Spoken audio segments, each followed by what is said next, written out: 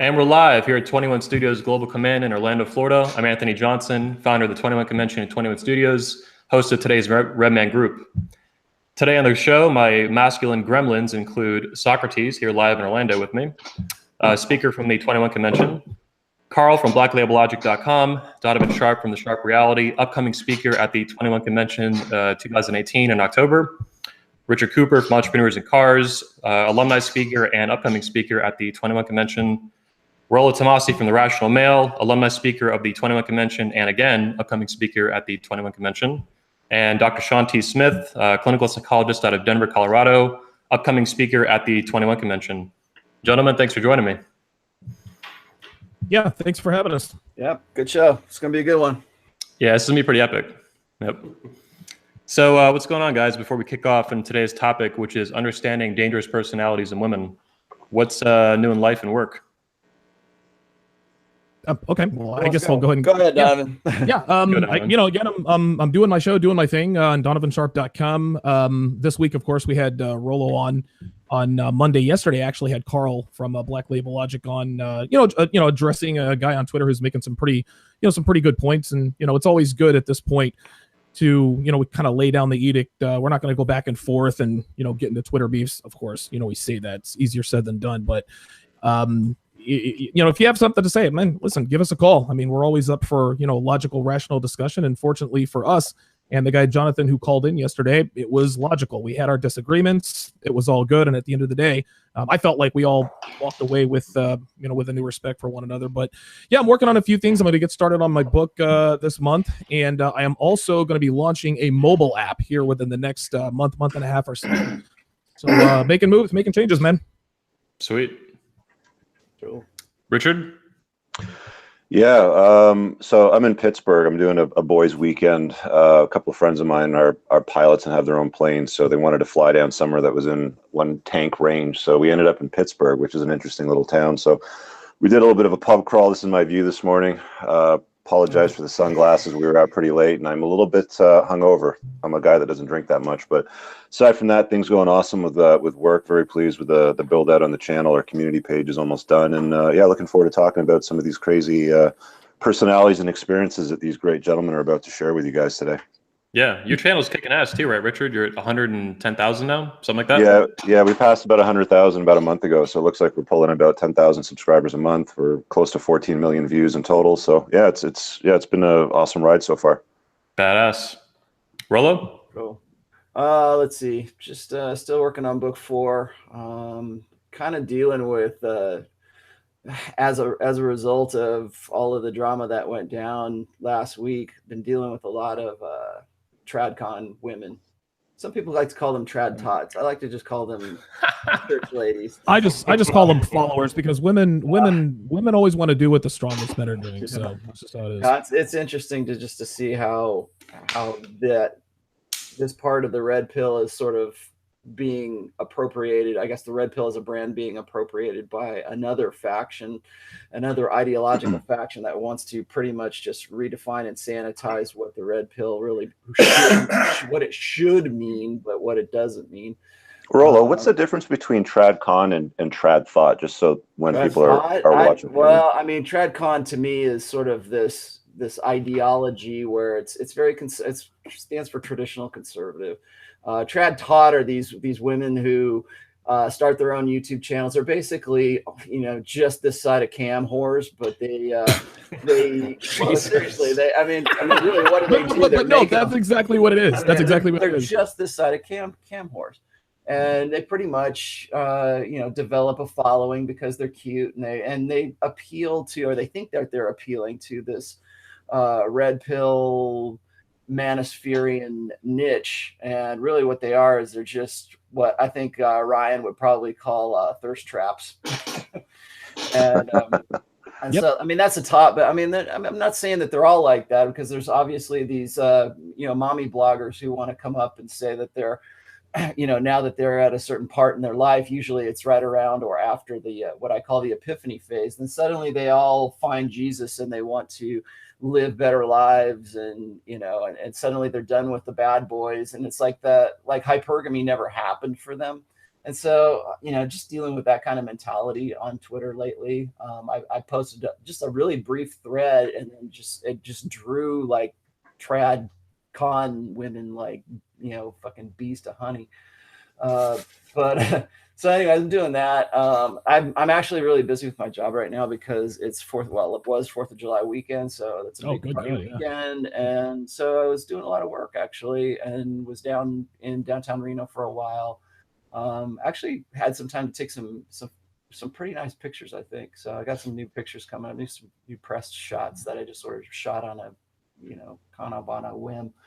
But so that's really what I'm doing right now. Cool. Sean, welcome to the Redman Group. This is probably your second or third time coming on, right? Fourth, maybe. Oh, yeah, third or fourth. Cool. Yeah, always happy to be here. I'm just putting in the clinical hours these days. A lot of anxiety disorders coming through the door for some reason, but those are easy to treat. What percentage of those are women, by chance? Oh, God. I'd say 50-50. I meet with a lot of guys. Yeah. Oh, Sean, you actually started a YouTube channel too, right? Yeah, and I got a video coming up Monday on happy wife, happy life. That nonsense. That's just the worst advice ever. I'm in. And I'm looking at Rich with the shades. He looks just like his Twitter icon. So now when I see his Twitter icon, I'm gonna think he's hungover. And guys, you should subscribe to Dr. Sean T. Smith on YouTube because he's putting out wicked content. Yep, I've been sharing it actually on our channel using the community features. So we've been sending some traffic over, and I think it's awesome to start a channel. Cool shit. It's fun stuff. I'm heading out to Vegas for a few days next week, and one of the things I love about Vegas is that you just get this unapologetic femininity and masculinity. Like the fun police just aren't even allowed there, and so I don't know. I might do a little something out from Vegas on YouTube. Nice. That'd be a good idea. Dan, what's new with you? Oh, Jesus. A lot of work, just a slew of work right now. Going after several multi-million-dollar projects and got a couple of wins, so there was a big push on that. Multiple cold recovers with that 2.5-year-old, doing the family thing. And then, unfortunately, doing kind of a major overhaul with the house, kind of a 10-year renewal of the house. So a lot of manual labor. You've been working on your book a lot too, right? And finalizing the book, so you can believe that. So this weekend I kind of did the author for pass, got a decent set of it, and I will start doing the editing. And it's been 3 years in the making. 3.5, almost 4. Oh, damn! Yeah, shamelessly. I mean, I can't believe it's been that long. Yep. So. Well, good things come when you're patient. Work hard like that. Yeah, you hope. At least you get it out there, and that's going to be a big thing. So. 12 years in the making. Yeah. 12 years in the making. Yep. Is it gonna be done in time for the crazy party out there? Yeah, absolutely. Matter of fact, probably we'll have everybody over at the house and kind of segue that into kind of the book release party as well, kind of a 1-2. So you can't have a book like that but coming out and have a host 150 people at the house and not call it part of the book release. So. Sweet. Before we get into the show today, too, guys, some quick announcements. First of all, since if you're new watching this on YouTube or anywhere else, make sure you hit the like button. That helps you tell YouTube that's an awesome video. It gets more attention to it, and YouTube might even pick it up and promote it. So hit the like button and leave a comment, chat, do the chat and all that. Or if you're watching later, leave a comment, stuff like that. Hit that shit like your ex. Yep. Oh, Jesus. Also, if you're new to the channel, or Twitter or whatever, make sure you subscribe or follow. And then you can buy tickets to the 21 convention. They're still on sale. We have not sold out yet, but we probably will in the next 4, 5, 6, 7 weeks, something like that. We're selling a lot of tickets, and it's awesome. You can get tickets in the link underneath this video, or you can go to the speakers' websites. Most of them have links to the tickets, including Rollo, Donovan, I think Richard Cooper, all these guys. You can also get them by typing in your browser, the 21convention.org.org. Finally, after the show today live, I will be launching for the first time ever a free new website. It's a kind of a personal pet project that I've been working on slowly for quite a while now. It's going to be femalepsychopath.com. It's going to be. I bought it for $8. I couldn't believe nobody owned it. That's awesome. And this is going to be kind of like a aggregate Return of King style site that'll be free. It's a not-for-profit site, so there's not any direct profit incentive. We're not selling stuff. It's to get basically collect the best information on the web that I can find from people who focus on dangerous personalities and personality disorders in women, and then helping you understand that as a man to navigate the SMP a lot better. So it'll be a free site, femalepsychopath.com. And I've invited all the speakers here that you're seeing today and more to post on it whenever they want as contributing authors. It's up to them to do it, and I'd love to have them do it. With that said, let's get into today's topic of understanding dangerous personalities in women. Rollo, do you want to kick that off to help the viewers watching Sure, understand its connection to the red pill? Yeah, we're gonna have to, and maybe Sean can help me out with this a little bit. We're gonna have to define some terms here. I've been wanting to do this show for a while because I've been kind of on the fence about actually doing a Dangerous Woman show. Way back, I think it was in 2010, I wrote a post called Borderline Personality Disorder. And really, to my knowledge, that was the first thing in the manosphere that was written about borderline personality disorder. I didn't even know what it was for a very long time until I started, like people know that I double majored in fine art and psychology and behavioral psychology. And as part of my studies, I came across borderline personality disorder in the DSM. And I really kind of froze because I had gone through a situation with a woman, and if you read that post, you get a little bit more detail of that for about 3.5, 4 years of my mid-20s, and it was really one of the worst experiences of my life. People want to, I think people want to marginalize, I guess, the experience of dealing with a woman who has this. And I think a lot has been put out. Like I think I saw, Paul Elam recently has done a series of YouTube videos about borderlines, cluster Bs, NPDs, which is narcissistic personality disorders. And I think that there is a real want to minimize or marginalize the effect that this personality type has with guys. And so I really wanted to just sort of start off this by relating what our experiences are. In fact, when we get into the call-ins, I'd like to see if we can get some people who can, sort of relate their experiences with borderline personality disorders. I'll tell you the story about my experience here in a little bit, but I think really what we need to do is we sort of need to define terms here first. So, I mean, it's one thing to say that, a woman is a dangerous personality, or you've got a woman who's predatory. I think one of the reasons that there's such confusion about this right now is because the behaviors of a borderline personality disorder woman are just really, I mean, unfortunately, are really just amplified behaviors that we would expect from women today in just, average society. An average woman is going to display a lot of these characteristics and a lot of these behaviors, but certainly not to the extent that a borderline does. And I'm just going to use borderline as, or BPD as a general term right here. But I think that there's a lot of guys who wanted to say, and I think Anthony can really speak to this as well. Is like, there's a lot of guys who just want to say, hey man, fucking man up and take it on the chin. And you need to take responsibility for yourself for dealing with this woman. It's like, yeah, of course you do. But like when you are this, beta blue pill guy and you have this once in a lifetime opportunity to have porn star sex with a woman who actually takes care of herself and really wants to look that part, because that's what her personality disorder really kind of leads her to, because that's how she manipulates men. I think that, and we'll probably talk about this as well later on, I think that a lot of this blue pill conditioning or this propensity to create these beta men really sets guys up for this kind of personality disorder. And so when I'm watching like Paul Elam talking about, oh, you can spot a BPD from a mile away. No, you cannot, because when you are raised in a blue pill conditioning, you think your ship's come in. You really, honest to God, think that this woman is the one for you because she's everything you've ever wanted in a chick, and she fucks like crazy, and she's crazy in bed, and she's crazy out of bed. So I think I have a little bit, I think I have a little bit more empathy for guys who are getting out of this situation. But when I started writing in the red pill, I was surprised at how common this actually is. And that's why I wanted to have this show, so we could sort of just clear the air and say, you know what, if you got into this situation and if it changed your life in any dramatic fashion, well, I want to hear about it. I think that really just clearing the air here and just sort of sharing our collective experiences about this is really an important step. And then also, Anthony, your new site is going to be a very important step too. Yeah, I think it's necessary for the manosphere, and it's about time there's a site like that to aggregate all that information into a single site.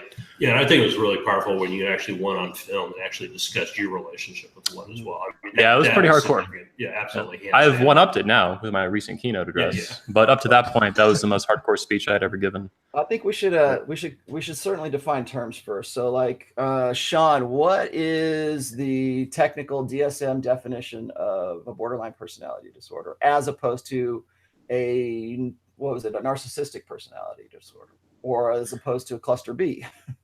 Well, cluster B is sort of an old term for just the personality disorders in general.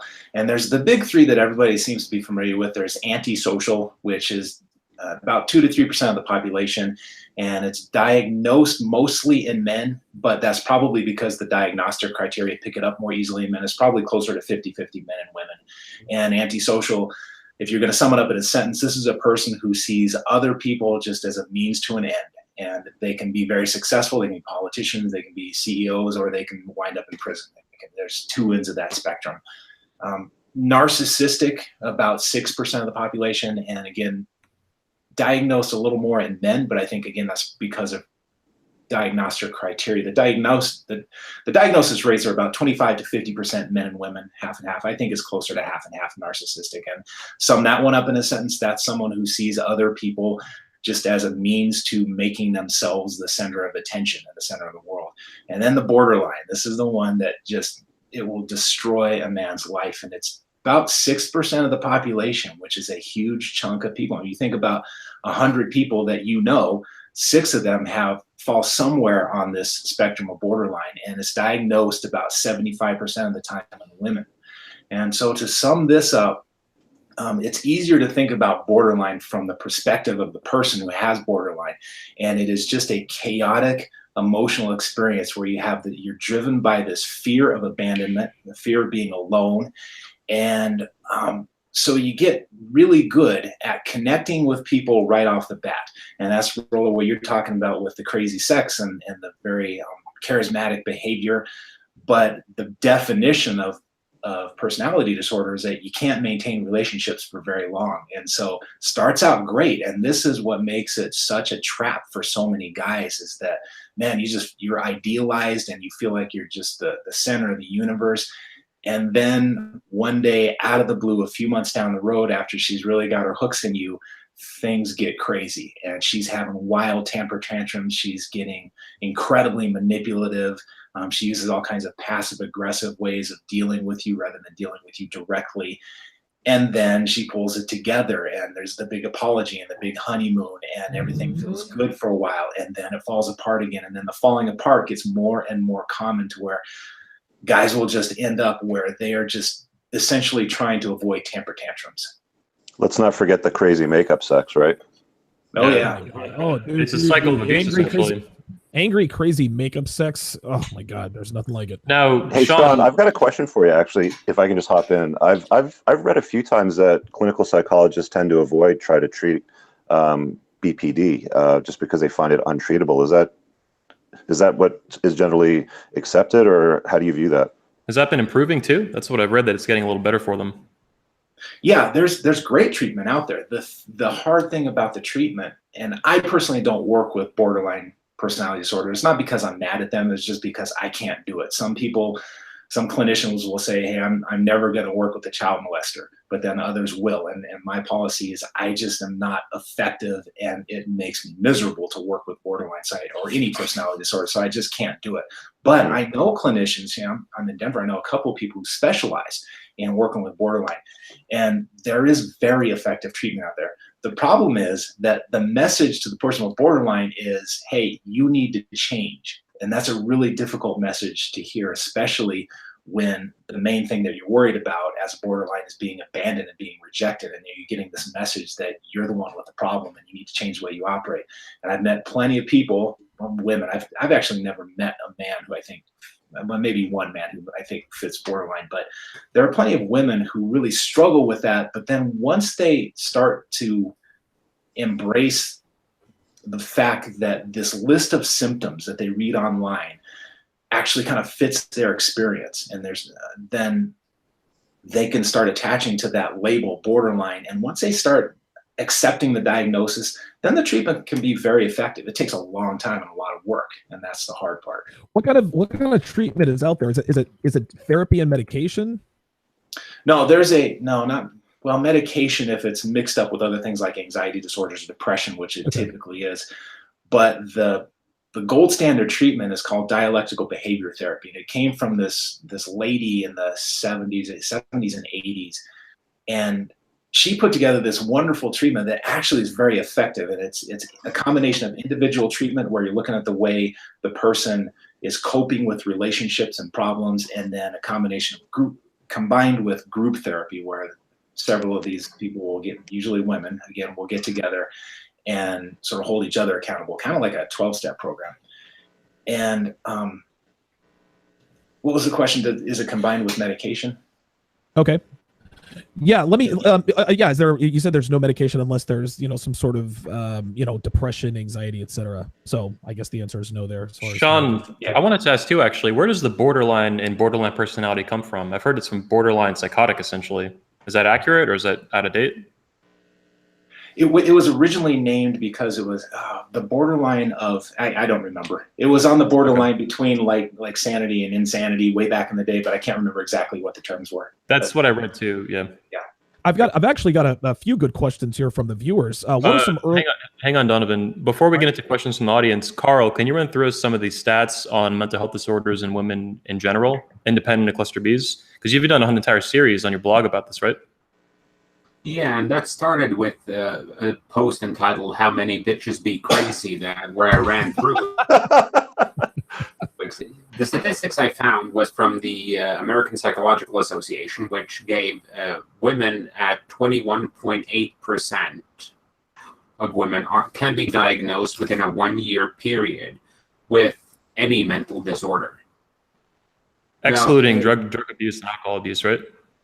Yeah, I think that was excluded, yeah. But the substance abuse disorders often go hand in hand with things like borderline and psychopathy because they have low impulse control by default. But I think what Sean got into, which I think is important too, is borderline and the cluster B in general are often comorbid with other disorders. So if you have someone who is borderline, they may have bipolar disorder, ADHD, or something else that makes it even worse. And the analogy I've used is if you play Russian roulette and you have one round in the chamber and you spin it around, you have about, I think it's a 15.7% chance of shooting yourself in the head with the first shot. If you go out to a random club and you hit on a girl, you have a 1 in 5 chance of hitting on a borderline or a woman with a mental problem. Fuck. Well, that is that's Russian not a borderline roulette. woman. Well, it's even worse because you have much better odds of not shooting yourself with the gun as opposed to hitting on the woman. Fucking hell, man. But it's a lot. But you have to be aware that it also has to do with diagnostic thresholds, which was one of the things I wanted to point out here, because Joe Navarro says this in Dangerous Personalities, that someone doesn't have to be at the threshold of you being able to diagnose them in a clinical setting to be dangerous or a handful. A person who has 3 or 4 of the criteria but doesn't quite fit the level to be diagnosed can still be very difficult to deal with and very dangerous. Yep. Yeah, he actually was a speaker at the 21 convention last year, and his talk will be on the channel fairly soon. His book's also right here, too, that Carl's talking about, Dangerous Personalities. I should also mention that Carl is actually the reason Joe ended up speaking at the convention, because Carl's the one who put me onto his work. So big thanks for that. He was a huge speaker last year. Retired FBI agent. To seeing it. Yeah, it's going to be awesome. I mean, we saw it live. A lot of us. Rolla was there. Ryan was there, and stuff like that. I think Rich saw it too, right? Cool talking to the Yeah, guy. he was great. In between the talks, talking just specifically about that. Yeah. About obviously the body language and everything else. Yeah, he focused on body language. Yeah. I asked him to do a talk on dangerous personalities, but he was like, I want to do the body language this year. And that was kind of the interesting thing about the undercurrent within the convention was how much of that was going on and being shared at the convention, even though there wasn't anybody specifically talking about that, for the convention itself. But That's a good point. One of the major undercurrents of last year's and the preceding convention. Come to think of it, we actually haven't had a speech yet at the convention that focuses on dangerous personalities other than sort of mine. But let's get on to some other questions. Or Carl, did you have more to put in? No, go ahead. Okay. Yeah, Donovan. Let's hit some questions. Yeah, absolutely. I'm sure you guys are too. I'm just sort of manning the chat. One guy asked, what are some early signs of BPD? If she's sucking your dick within 5 minutes of meeting her, she's probably BPD. Well, then there are a lot of BPD bitches out there. Then I banged a lot of BPD bitches. But before the experts hop in on this, I'll say that one of the ones I pick up on now that I keep an eye out for is hyper observant. BPDs, in my opinion, they tune in extremely close to everything in your house, everything that you do. They'll be probably subtle about it if they're smart, but they're tuning into things way too close, above and beyond the average woman, because it's like Rollo said, their behavior is amplified to like a cartoon level. One of the things that I notice, guys, when it comes to kind of sniffing these women out is they tend to have abandonment issues. So I often look for daddy issues, daddy kind of ran off or mommy pushed daddy out of the house sort of thing. But that's usually one of the early signals that I find too. Yes, definitely. That was true for the woman that I was with. She had a really rough childhood and a history of sexual abuse, according to her. Anyway. Wow. Hated her dad, really hated her uncle because that was the guy that ended up sexually abusing her. But it's interesting how they throw that out there as sort of this, not really a warning per se, but just sort of as something that that they overcome. Like it's interesting how they say, oh yeah, I'm beyond that. I am who I am right now. And they're very proud of themselves for having pushed past that, even though they really haven't pushed past that, because you're going to hear about that abuse later on once you're locked in. Once you're locked into the great sex and the, like I said, crazy in and crazy out of bed. But I would say that is definitely a commonality. Yeah, one of the things that I pick up on is that she is just too perfect. A lot of times, you're seeing a girl for a week, maybe 10 days, and you think to yourself, oh my God, this girl is everything I have ever wanted. And most of the time, you never tell a woman exactly what you want. But just like Anthony said, she's hyper observant. If she sees certain things or notices things in your mannerisms, your body language, your responses to certain verbal and nonverbal cues, women with BPD will they can translate that. So they can translate your actions into what your thoughts are, and they just become way too perfect. And to piggyback off of what Rollo said, if a woman says that she was raped or sexually abused, and listen, there's no way to know if she's telling the truth, but either way, she's radioactive. It doesn't matter, because if it's not true, then it's only a matter of time before she falsely accuses you of rape or falsely accuses somebody else of rape. But if she was really raped or sexually abused as a kid, there's nothing you could do. She's going to make your life a living hell, inevitably. That's also a springboard for guys who are, like I was saying before, if you're a beta and if you're very blue pill conditioned, this woman seems like an oasis in the desert. Yes. And these guys, nothing brings out the white knight in a guy like a BPD, because it's like, oh, she was abused. She's, but she's past that. And she's really, really into me. She's hyper observant. She's really into the things that I do. And she's this dream come true. She's really super sexual. She's really gorgeous.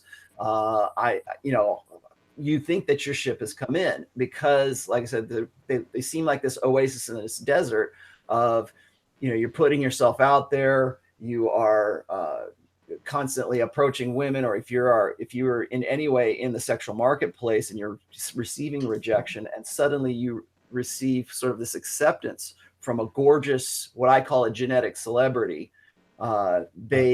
you believe that the fantasy is true, and then from there they build up that fantasy about themselves in you, so you're willing to do fucking anything for them.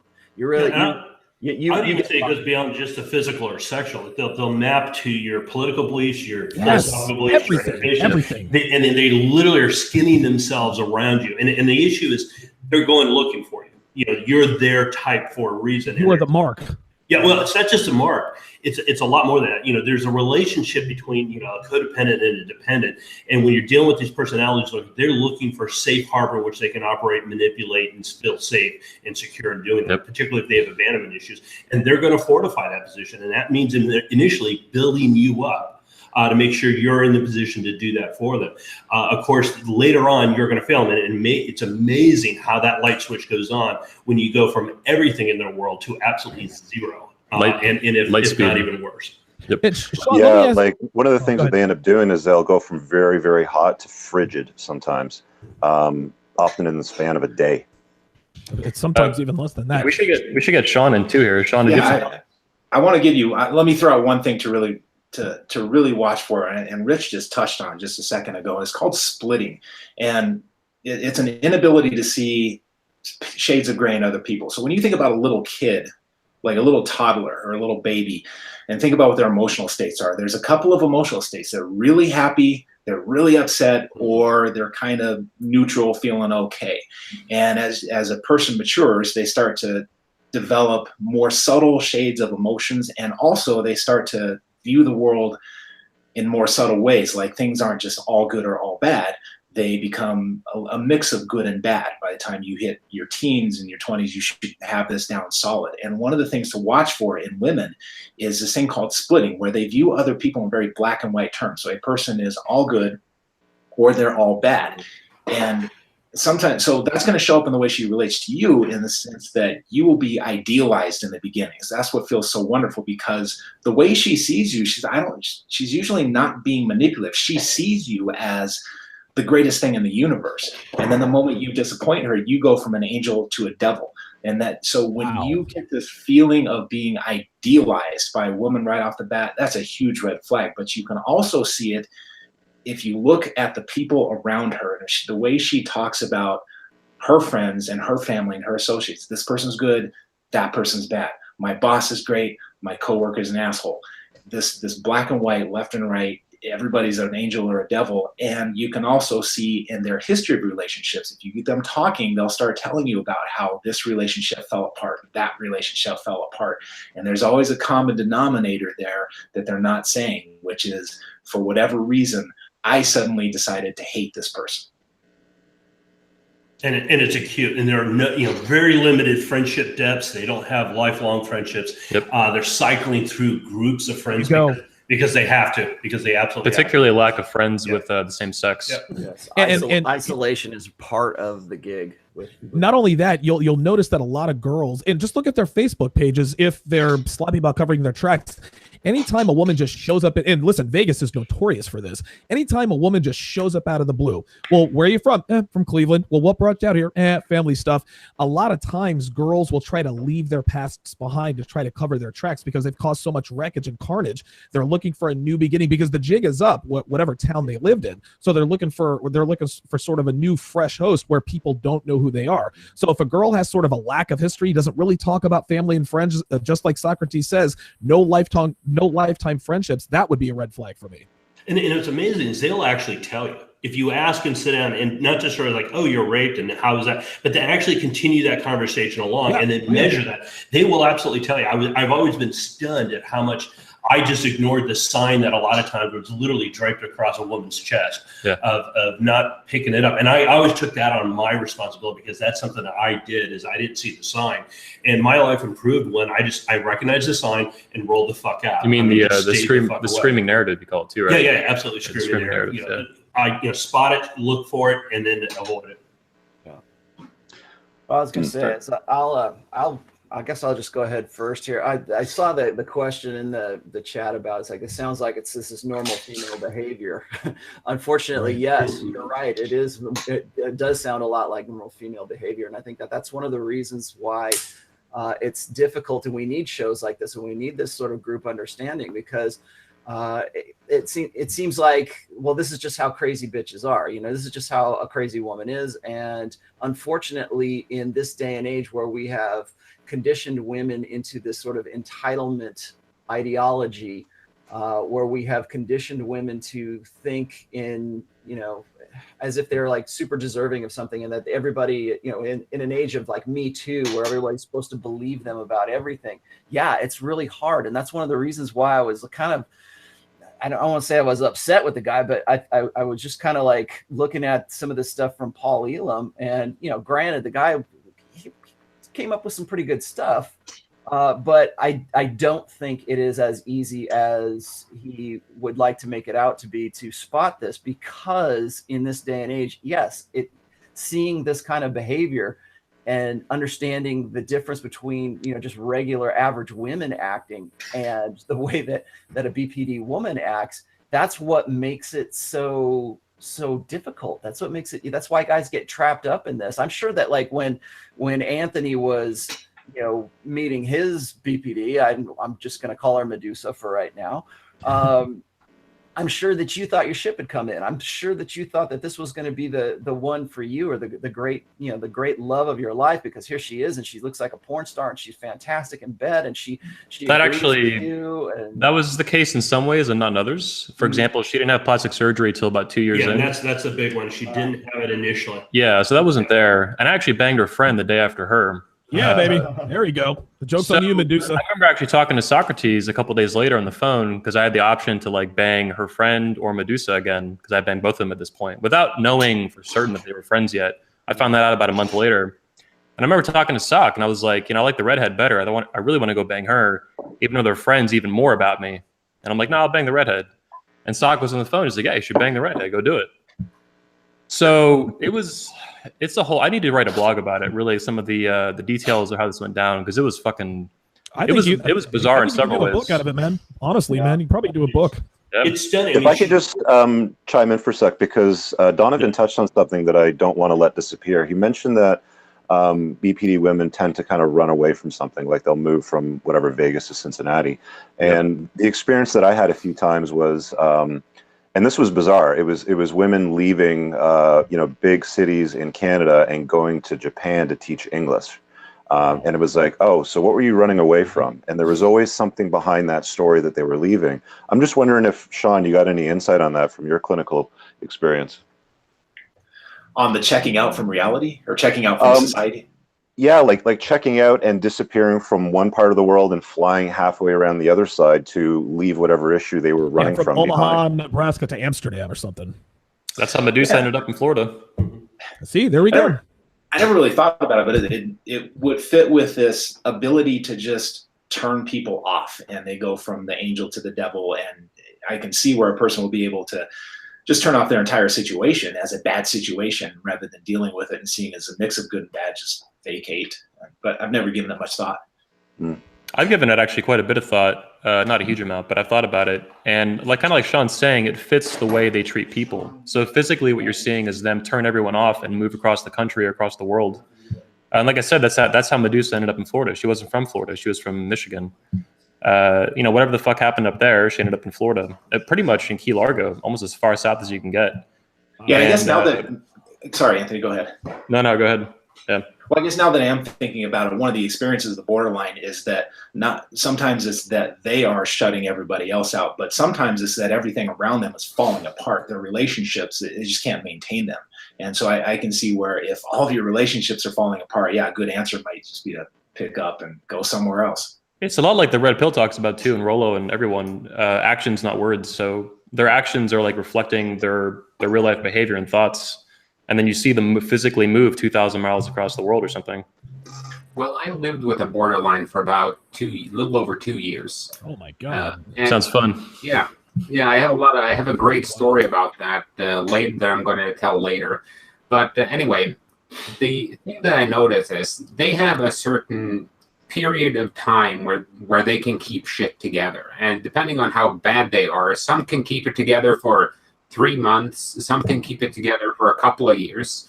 I tend to say that 24 months is how long you should date a woman before you let her move in, because very few crazy women are able to keep the mask off for 2 years straight without you seeing anything. But what I wanted to get at is their lives are falling apart in every area. Their relationships is just one area. They often struggle with holding down jobs because they start hating their coworkers, or They split their co-workers, their family, and anything. So borderline is a lot like a forest fire. It just keeps burning after them, and they just burn everything behind them. And they move to a new city because, they banged every guy in the town they were in. All the major employers have gotten a sexual harassment suit or some issue with them. They have no friends left and no family left because they burned all those bridges, because they have to have conflict in their life. It's almost as if their life is unbalanced if they don't have someone they can hate. They're It's almost trying like to a fill a void. scorched earth, Yeah. right? Yeah, they're trying to fill a void, Yep. Well, I was and just they do it with drama. Let's get rolling. Yeah, I was Yep. gonna say, I'll just quickly relate what I went through. And this was back when I was in my early 20s, like 23 years old. And I think that the borderline that I was with, I met her at the community college that I was going to at the time. This was sort of in my rock star 20s, and I was really as alpha as I had ever been at that point. And she brought me down to a state where I was certainly beta, if not gamma, or I didn't even know what the hell the What? proper Rolo was a gamma? terminology Get is. outta here. Yeah, exactly. I mean, I was like, it just incrementally went along, because here's this woman who was very, very good looking, very sexual, really kind of my idealized, pretty little blonde with a perfect ass, and was, would wear the lingerie for you, and which was interesting because like up until that point, I didn't have any trouble really picking up on women at that point, because I was, like I said, I had a lot of social proof. I was a semi-professional rock guy in Hollywood at the time. I didn't have any trouble picking up women. But when I saw her, there was just something about her, it was just the way we were connecting, It was the I ass. guess. And then here's the other thing. It's like, I was used to really easy sex back then. I was used to being able to go to a club and play a gig and go home with my choice of women that particular time. Now with her, it was different because she held out. She's like, she didn't want to have sex right away. She was trying to, to sort of spoon feed me a little bit to keep me on the hook, but not to push me away. And then when we finally did have sex, then it was fantastic, crazy good sex. But then after it, it's like she made me feel guilty that we had had sex, because she had that background of, of course I didn't know at the time, but she had the background. That's when she springs on you, I was abused by my uncle, or I was, I didn't want to do this. I'm trying to live a better life kind of thing. And then would go from that, guilting you for her problems, to going back to being super sexual again. So it was like this hot, cold kind of thing. And then, so after a while, I think we already touched on this, a BPD, including mine, will isolate you from your friends. I mean really isolate you from the stuff that you love to do. Anything that doesn't revolve around her, anything that isn't about her. If you're, and I'm a guy with a lot of interests and a lot of hobbies, and so I had to give up so much stuff just to float that relationship, to keep things going, because anything that I would be into just by myself became a threat to her, because it was keeping attention away from her. And she hated my family just like almost immediately. And so wanted to separate me and pull me away and isolate me from my family, certainly isolate me from my friends. She herself only was dealing with her mother, who was also very, very psychotic. I think we were talking about how this is a heritable condition. I'm fairly certain she got it from her mother. And then it got to the point, I got you beat, Carl. Sorry, I was about 3.5, almost 4 years. And this is in my mid-20s. And this is one of the reasons why I made such a big deal about this on The Rational Male, is because I really invested a lot of my prime growing years in my 20s. I got sidetracked. I got tar pitted by this BPD, because I couldn't figure it out. I didn't know what was going on. And I was still, although I was alpha when it came to going and picking up women, I was still very blue pill conditioned. And so I still had that idea that I wanted to make it right. And I wanted to have a really good relationship with, in a long term, with a woman who was just like her, of course, because she really got me and she really wanted to be with me. But, then, tacitly, she's isolating me from my family. And she's really just, it got down to a point where I'm just seeing her all the time. It was go to work, go to school, and see her, and that's all. And I stopped playing in bands. I stopped worrying about myself. I gave up on myself because I was always trying to figure out how to make her happy, how to content this person, and to find some way to get her back to that high, like Sean was saying, to get to, in some ways, I think it's a really kind of like a manic depression kind of situation, but she would also get very, very, crazy jealous of anything that wasn't about her. And God forbid, we would be out somewhere or even just seeing a movie or going to a restaurant and an attractive woman would walk by, and, my eyes might just shift to slightly to the left to check this chick out. And that was the end of the night. That was like, oh, you want to fuck her. And, it was just this crazy, jealousy of like I've never even. Now, of course, the red pill response would be, well, yes, I do. Yeah, exactly. Yeah, it is. But like at that Hell point, yeah, I do. I'm so locked to her problems, and I made it my duty to solve them, because now at this point, probably 2 years in, I'm completely isolated, and I'm believing that I am the source of her problems. Like if I could change myself somehow, that she would find me acceptable and things would be okay. And I didn't realize at that point that wasn't ever going to happen. She was never, ever going to be satisfied. I kept thinking, oh, she's going to mature out of it. And once she gets a little older and she, once we've been together and once we have a better shared history, then things are going to be different. And it never, ever, to the day we finally split up, it never materialized. And then of course, later on, she starts cheating on me and telling me it's my fault that she's cheating on me. And it's always about whoever is the victim or the host organism, I guess. And again, like when I finally got back into college, because I had pretty much given up on myself and given up on any ambition, because my highest goal was just to make her happy. I finally got back into college and I finally started making myself my own mental point of origin. Yet one more reason why I say that that's very important. Yep. But, Rollo, you just basically described the 6-year relationship that I had in my 30s. And here's the thing. Damn. How common is this? We're having this show. I posted the link to my essay in the chat. It's crazy common. And yeah, everyone in the chat is like, yeah, you're describing my relationship. Yeah, exactly. And so you want to say, well, how do you separate this from the average woman? That's how you separate it. And to the point where it's like, even after she cheated on me, I'm thinking, well, it must have been my fault. Why am I such a schmuck because she cheated on me? And so I'm building it into myself that I am the source of her problems. And if I could change myself to make myself more perfect for her, then it would change the relationship, and then I will be happy because I've made her happy. And so I had a lot of the same experiences with Medusa, Rollo.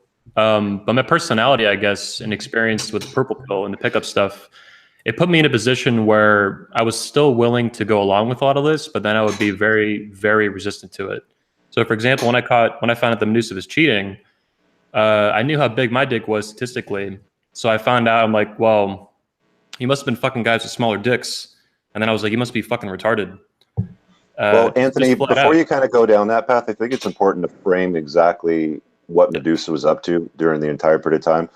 We did a talk on my channel about how to spot a female psychopath, but it's more than just cheating, right? Like, tell everybody what all happened briefly. Yeah, so there's a lot. One of the biggest things was not only the cheating, but in her case, she's been a prostitute or a high-end call girl for like, at this point, 15, 16 years. And I had no idea that was going on before the relationship, during the relationship, during the unofficial marriage, anything like that. So that was a lot of it. The lying was, I found out, rampant, compulsive, pathological. She lied about a lot of stuff constantly. Things like high level, obviously cheating and prostitution, but also little stuff. Things that you wouldn't even see a normal person lie about because there's no fucking reason to lie about it. So lying about things compulsively because it's not within their control, in my opinion. There's some other stuff too that I've talked about privately with you guys. Some violence that was not directed at me. I don't want to get into it too much because I don't have evidence of it. but there was some. And when I figured that out at the end, it was beyond startling. Also, I found a huge knife hidden behind the wall, and I ended up calling the sheriff's department. Zach was on the phone, and there was like some blood on it, some like rusted over and stuff like that. I never actually knew if it was hers, but she had owned that. She had been in that house for years. Yeah, and, this is a large-scale Bowie honey knife concealed in a wall cavity, specifically inside of a closet, down lower right.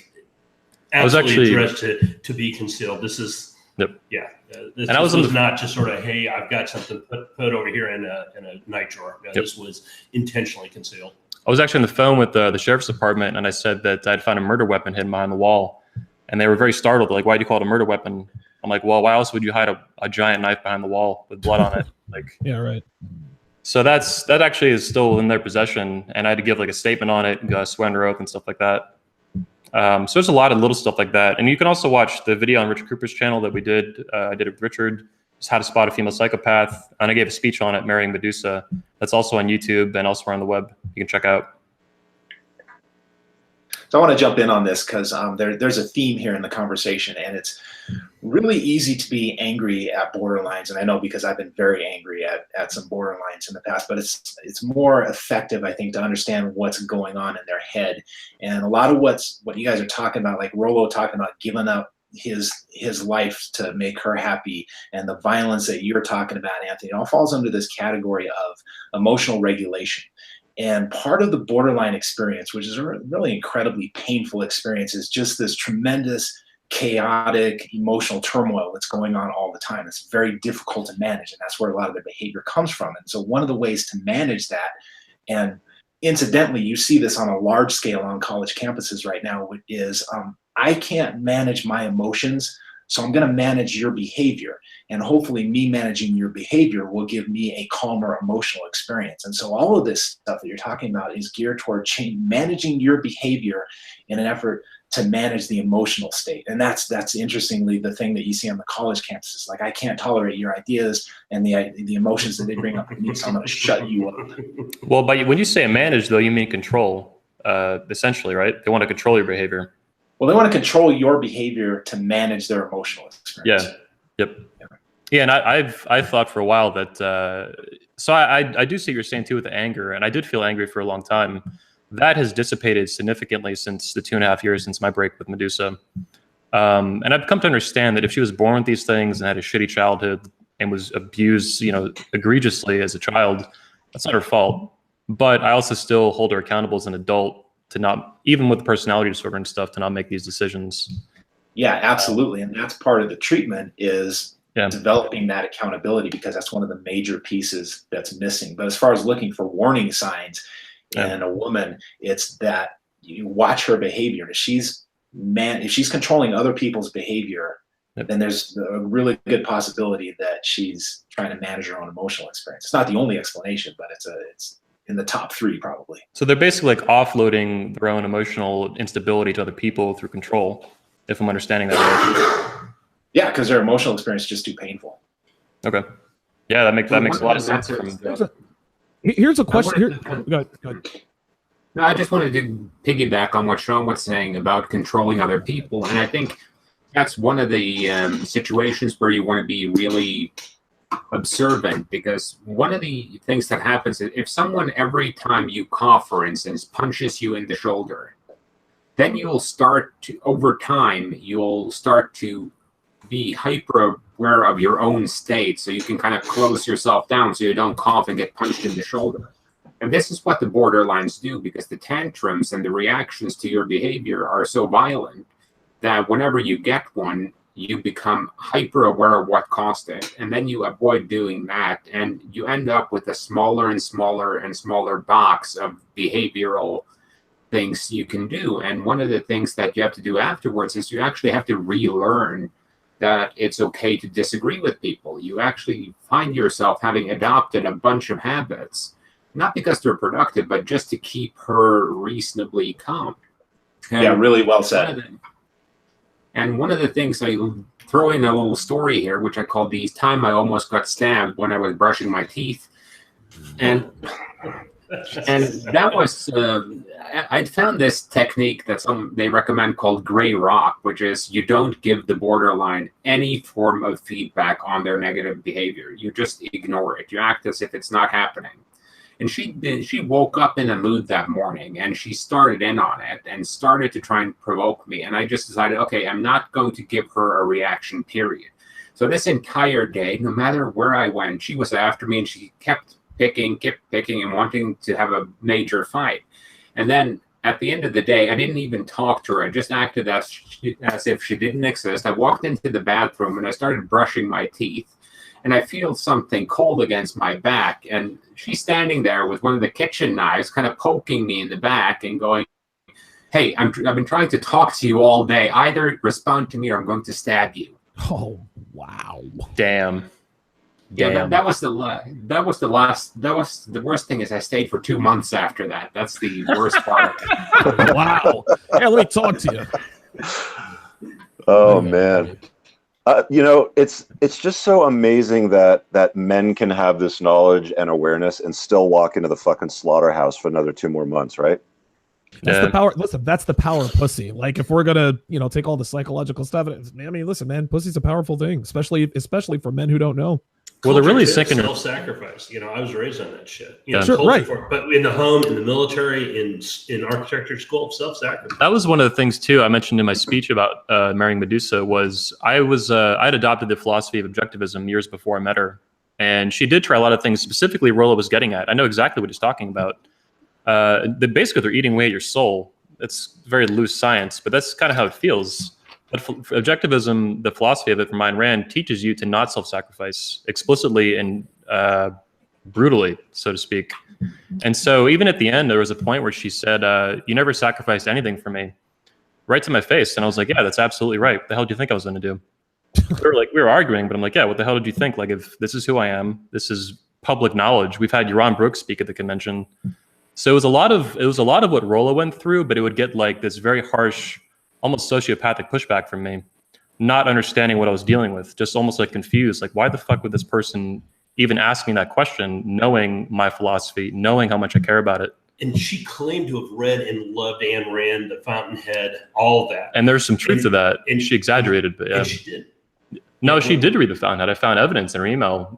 When we were still together, she gave me access to her email. And I was able to see emails about The Fountainhead, how much she loved it with her mother and stuff like that. Okay, 'cause I knew there were certain things where she got basic storylines completely. Basically, she was obsessed with the personalities Ayn Rand would make, the fictional characters, but she never understood or cared about the philosophy at all. So she was all about the power that the characters had from The Fountainhead and Atlas Shrugged. The fictional character rather than the philosophy. But the philosophy, she didn't give a flying fuck.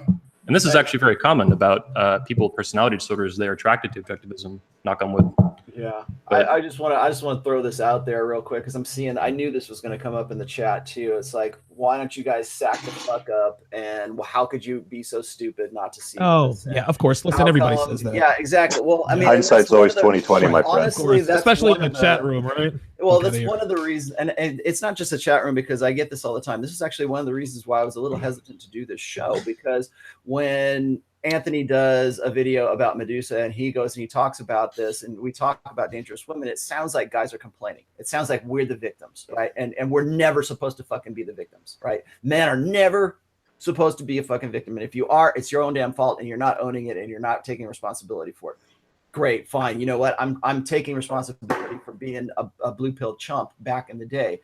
But guess what? I don't want to see other guys put a noose around their neck or a gun in their mouth because they couldn't figure this shit out. Because as Socrates was saying, they live this life of servitude. They're brought up from, being these young men or these boys, and they're taught to pedestalize womankind and to pedestalize any woman, especially their most ideal woman that just walks in through the door and suddenly wants to, make all their dreams come true, but she actually makes all their nightmares come true. I don't want to see those guys get hurt. And that's one of the reasons why I'm kind of like, you know what, fuck it. If Anthony wants to go and create this website or whatever to collect everyone's experiences, fine, please do. And you know what? I'm not going to say you're a victim. That's on you. If you dwell on it and you stay, completely, enraptured by the whole thing where it's controlling your life up to this point, yeah, that's on you. But you know what? I'm out of it. I'm a better person for it. I've written 3 books because of it. You know, it's because of those really super pit of misery experiences that I can sort of come out of that, and I can be a better person because of it. But that doesn't mean everybody else can. And that doesn't mean we just don't talk about it, or we just go, oh, well, that's just all women. No, that's not all women. I can remember the day I read in the DSM about borderline personality disorder, and I got a cold fucking chill down my spine, because I was like, holy shit, this was her. And everything that fit into that, I mean, just to the fucking letter, it just blew me away. I couldn't believe that the bullet that I was like, you know, we want to talk about divine providence or whatever. It was an act of God I got out of there, because especially the state that I was in, it had to get so bad to such a point that even I would leave. And I'm fortunate that I did not kill myself over that. And I just think that it's not really fair to say, well, you should have just seen better. Well, you know what? 80-90% of guys these days are blue pill conditioned betas. They're not going to see this. And that's why you need to have this conversation. Let me hop in here. First of all, I endorse everything Garola just said. Like, you fucking nailed it. Second, one thing I wanted to mention earlier, based on the last thing you just said, is, in my opinion, there's only two kinds, loosely speaking, there's only 2 kinds of men that are going to be able to spot this stuff, or probably a few, but the 2 that I focus on: guys who grew up in the ghetto, like a true American ghetto or somewhere else in the world where you had a really fucking tough childhood, or you grew up in a really well-parented childhood, like someone like Tanner Guzzi, and like a really hyper, very, very tight-knit community like the Mormons. Outside of those 2, so many guys are blue pill conditioned. You're easily set up for this. Even the purple pill guys, I think they're even more. I think purple pill guys are even more set up for this than the blue pill guys, because they have just enough red pill awareness to like get themselves into this mess and kind of like not be able to. Yeah, they get into it, but they can't get out. Exactly. Yeah. Well, exactly. now that she found the guy attractive to begin with. Exactly. You were a solution to her need or void. Yeah. You know, blue pill guys typically are not even a solution to their own lives. Yeah, they're not interested. They need some level of they need some more intensity, I think. Let me ask you a question, Sean. Where does BPD come from? Is it something you're born with? Is it a catalyst or a cause? Like, is it an event in a person's life that turns them BPD? Like, how does this happen? I think everything is nature and nurture. We want to break it up into one or the other. And with these types of personality disorders, there's some evidence that antisocial personality disorder, you just got it or you don't. It's a biological thing. With borderline, in my experience and a little bit of research that I know, it's a predisposition. I mean, somebody can grow up in a perfect environment and still end up very borderline, or you could have somebody who's sort of on the borderline where they have the predisposition, but it's the environment and it's usually trauma that kicks it off. And I would guess that that's the more common scenario. So you're saying that if you are genetically predisposed to BPD, you know, it would take maybe a traumatic event to sort of, I guess, set this off. Yeah, a lot of times of times they have a history of just some ugly trauma, you know, being abused as children and so forth. One more question. Well, Donovan, on this, because I actually read a study a while back that looked at the heritability of various personality disorders, and they found that borderline personality had the highest heritability, whereby if one parent had borderline personality disorder, child of that family had a 56% chance of having it, a female child. Oh, now, I don't know the exact study, but I'll find the citation, find the link if someone wants it. But I think it's, if you have the biological disposition and you grow up with a borderline mother, you will have both nurture and nature in a beautiful, perfect storm of how to create a crazy bitch, because her mother's behavior, she mirrors on her mother as her role model. Plus, her mother will create chaos. Plus, a little known fact is that borderline women are often attracted to extreme narcissists and psychopaths. So if you take that if you have a borderline mother and a psychopath father, well, if there is a case for eugenics, that would probably be it. Jesus. Wow. I advocated in my talk for learning how to avoid them so that they eventually just bred out. But they're free to keep breeding with each other, of course. But I don't think they're attracted to each other. I think they're usually repelled. Maybe I think the problem with that, though, Anthony, is that you know, like a lot of these borderlines, they're like sirens, right? Like they just, they prey on high-value, successful men, and I don't think we're ever going to stop the breeding of borderlines or. Probably not. But if you're a borderline mother, I mean, you're definitely gonna lock down a dude. He's gonna fall under the spell. He's gonna reproduce with you. You have a few more kids. It's easy to pass that down. It's it's the reason why people in the comments are saying right now, well, isn't that pretty much every woman? Well, it's not pretty much every woman, but there's a good part of the population that men have experienced where they're going, yeah, that sounds like my story, whatever number of years ago, sort of thing. It's like it just passes on through time. Yep. Yeah, I was going to say, too, that in my opinion, a lot of mythological creatures like sirens and succubuses and stuff like that, they come from women like this in the past. They're highly seductive women. Yeah, absolutely warnings. I don't know if Carl or Sean had any opinions on that, but I can't imagine where else those kinds of female creatures came from, 5,000 years ago or whatever. I can't imagine where they come from either. And they are incredibly seductive. Yep. It's funny you guys are saying that. I have a post coming up probably this weekend. I guess it's going to be about women in the supernatural, and I actually cover a little bit of that, the sirens and that archetype. Looking forward to it. Nice. Carl, do you have something put in? Yeah, I actually have a suspicion of where personality disorders come from, because one of the funny things, if you study biology, is that for pretty much every disease humans can get, there's like maybe 1% of the population that are immune to it. They even found some prostitute, I think, in Africa somewhere who's immune to HIV/AIDS. And I think it's kind of a security mechanism to ensure that the species lives. So with the psychopath, you basically have the perfect survival machine because they're only focused on their own needs, their own survival. They're not going to stop running to save a kid. They're not going to stop to help anyone else. They're going to look out for number one. And with borderlines, I think you kind of have you don't notice it until you've slept with them because they're kind of hypergamy and on overdrive. So these are women, they have notch counts in the quadruple digits. I mean, there are notch counts in astronomical numbers because a guy will sleep with them. And, you're not that hard to ask. Like if a woman really goes after you, you're not going to ask any questions. You're going to be like, oh, great.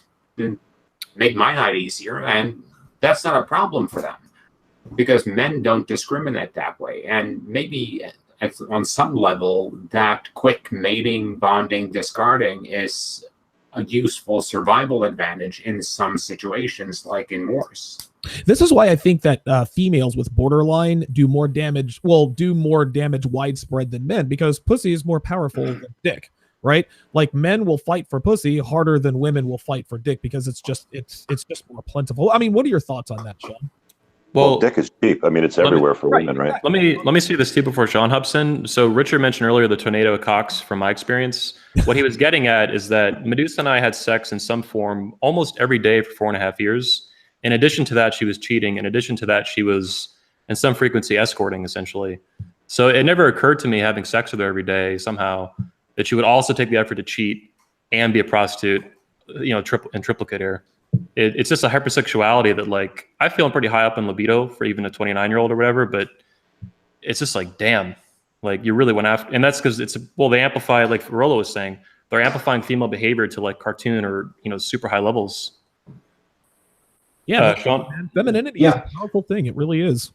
Yeah, and Donovan, I think you're right. I think that the qualities that you see in a borderline from the outside are much more attractive to men, especially the blue pill white knight. Like there's somebody that you can really relate to and key in on. But those same qualities, when you have them in a man, they're not so attractive to women. That sort of coming on strong and hypersexual and idealizing right off the bat. That's kind of a turnoff. Right. But at the same time, though, we see the converse, because if you look at the studies on this, men with narcissism and antisocial personality disorder are much more sexually successful than normal men by a Parker count. No, I agree, but the most sexually successful man is not having nearly as much sex as the most sexually successful women. Like the hottest guy is not sleeping with nearly as many women as the hottest girl is sleeping with men. Like women are always going to have notch counts, 7, 8, 9, 10 fold than men. Yeah, and those external markers for things like antisocial personality antisocial and narcissistic, those tend to be the things that women are kind of drawn to, that confidence, that man, like, I expect the world to go my way. Dark triad personality traits, essentially. I'm just wondering if we can switch gears, guys, over to some of the other dangerous personalities that Navarro talks about in his book, like instability, for example. I've got a couple of callers on the line. If we want to take those, if you guys want to go ahead and get. Yeah, we should probably. I mean, sure. Yeah, go ahead. Let's just get into those. We've been talking for a while. All right, cool. Yeah. We'll run our mouths while they're on the line. Area code 612. You're on with the Red Men Group. Go ahead. Hi, can you hear me? Yep. Oh, very good. So I guess it's the classic long-time listener, first-time caller. Yeah, I was married twice, and my second marriage was to a BPD. And I think one of the things that, I repeat a lot of what people are saying here, but one of the things is just the big difference. So I went from essentially starfish twice a month sex that had even dwindled from that to just, incredible sex all the time, everywhere, anywhere. And so there's this sort of extreme difference, and they idealize you. So you sort of run up these really get these very big highs. And then when they split, as the psychologist was saying, they split and they kind of flip back and make you a bad person. And then you crash, and then they won't talk to you. They'll treat you badly. And then you'll come back up again. It'll flip back to your idealized. And so you have this constant, flip back and forth between your idealized and you're a bad person. So and what happens is it turns out you get addicted to that. It turns out if you have intermittent, positive reinforcement, that's actually very addicting. Because when you're in that sort of dark area where they're ignoring you, you want that good stuff. And especially if you come from kind of a blue pill, very, very vulnerable background. So, to me, the biggest issue, I thought there was a lot of color and great, is how do you detect these people? And so this isn't so much a question, but the way I really nailed it, the woman I was with was BPD, is I finally noticed she was doing something called self-mutilating. So this is a classic. Okay. And what they do, yeah. So what they do is sometimes they'll do cutting. So young girls are often, taking razors and kind of doing light. They're cutting on their arms. And so what my BPD would do is she would dig her fingernail into the fingers of the other side of the other hand. And this, you're talking under the nail. Say again? You mean You're talking about digging in underneath their fingernail? Because I've seen that where they don't want to show it. Like a lot of times it'll be on their arms or it'll be on their legs, but at the other one they'll actually dig in underneath their fingernails. So in terms of his question, though, I have a book that's really cool that I haven't seen promoted too much. I don't know if you guys can see it. It's called Supernormal Stimuli. This is a really cool book that can help you, in my opinion, it's not designed to, but it'll help you spot dangerous women. The basis is that I don't know if I'm going to explain it perfectly, but basically, like, for example, and this doesn't mean every woman with plastic surgery is crazy. We get into that later, but I don't believe that's the case. But for example, like fake breasts are basically like donuts to a man like 5,000 years ago living in the middle of Africa. So any kind of supernormal stimuli, though, so super dyed hair that's super bright is a red flag for this kind of thing, in my opinion. Plastic surgery can be an easy one. Even though the color she paints her nails, lipstick, stuff like that, anything that stands out too much, more than the average woman would do, or a lot more, is going to be red flag for this kind of thing. Or at least it's a starting point to get suspicious. Like, what am I actually looking at here? So I'd recommend checking out this book. It's pretty cool, Supernormal Stimuli. And to go a little bit further beyond that, a couple of red flags that I'll also point out to, with the mutilation part is, things like, like heavily tattooing, Piercings. obvious piercings, face piercings, shit like that. When you see like a row of like, earrings all the way down here, or like the bridge of the nose or up here in the eye, it's like, too much of that. It's like you start to wonder, this guy's talking about nails, like digging in your nails or even like cutting their wrists and things like that. That is another form of body mutilation, is putting that much metal in your body and heavily tattooing it. And it's normalized. And it's normalized because there is a symptom of BPD hiding in plain sight, and people don't pick up on that. Yeah. Oh, I guess she's expressing herself. No, that's BPD check. Yeah, my BPD did pretty much the same thing with the nails and stuff. And there was a time I can remember whenever she was like really super angry, she would like try to dig her nails like into my forearms too. Damn. My experience was the opposite. Medusa's body had 0 tattoos, 0 piercings except on the ears, and she used to have one in her belly button. She got rid of it. I think she also had MPD or had symptoms of it anyway. So altering her body was like a huge no-no before I was around. Mine would actually punch herself in the face. Damn. God. Yeah, and all this it still falls under that category of emotional regulation. And the thinking on that is that when you hurt yourself, there's a neurochemical event that goes on in your brain, and it sort of overrides that emotional state and gets you back to a baseline. But one of the things that you'll see really commonly with borderline women who are way over on the extreme is you'll see lines of scars on their inner thighs and inner arms here. And it's definitely something to run from. The Duke porn star, you can see it on her inner thighs if you see any of the close-ups. You know, she's just literally stitched up. Damn. Just that way. And so, yeah, absolutely. Yeah, you start looking at the sheer number of them. We have a mutual friend too, who his ex-wife now at this point also had the inner forearm ones all up and down both arms. But she knew she was borderline. She actually was getting treatment for it. So that was at least, well, obviously it ended though. So yeah. Well, one thing I want to say about treatment is that a lot of borderlines are never diagnosed, even though the clinician knows that they're borderlines, because a lot of insurance programs won't pay for personality disorders because they're viewed as not being fixable. So what they will do is they'll instead diagnose them usually as bipolar. Yeah. Okay, we got another caller on the line. It should say in your ear that you're being unmuted. So caller on the line, you blocked your number. You are on with the Red Man Group. Yes. Hello? Yes. Can you hear us? Yes. Hey, this is Jonathan. I'm sorry, Jonathan who? From Modern Life Dating. But Oh, I what's just up, brother? wanted to, hey, I just wanted to, it's crazy because I was going to tell about my experience because, you know, in 2015, I also dated a borderline girl, and this was in Japan. So they're all over the globe. Wow. And it's really, really crazy because as I was waiting on the line, what you guys were talking about, she also was cutting herself on her upper thigh, and I had no idea that that was a symptom. So I would just say, like, I knew getting involved with her that she was bad news, but she still roped me in. Like, even I was experienced. So I would just advise all guys, like, what's going on in this chat is like completely legit, and avoid these girls at all cost. Welcome and chuck him. Yeah, it sounds like he what he looked at was alarming, but he didn't know what to make of it. And I can relate to that if that's kind of what was going on in his head. So you see it and you're like, what the fuck is that? But if you're not a psychologist or an FBI agent, you're like, what the fuck is this? Like, and then she sucks your dick, and then it's all over from there. yeah, exactly. There you go.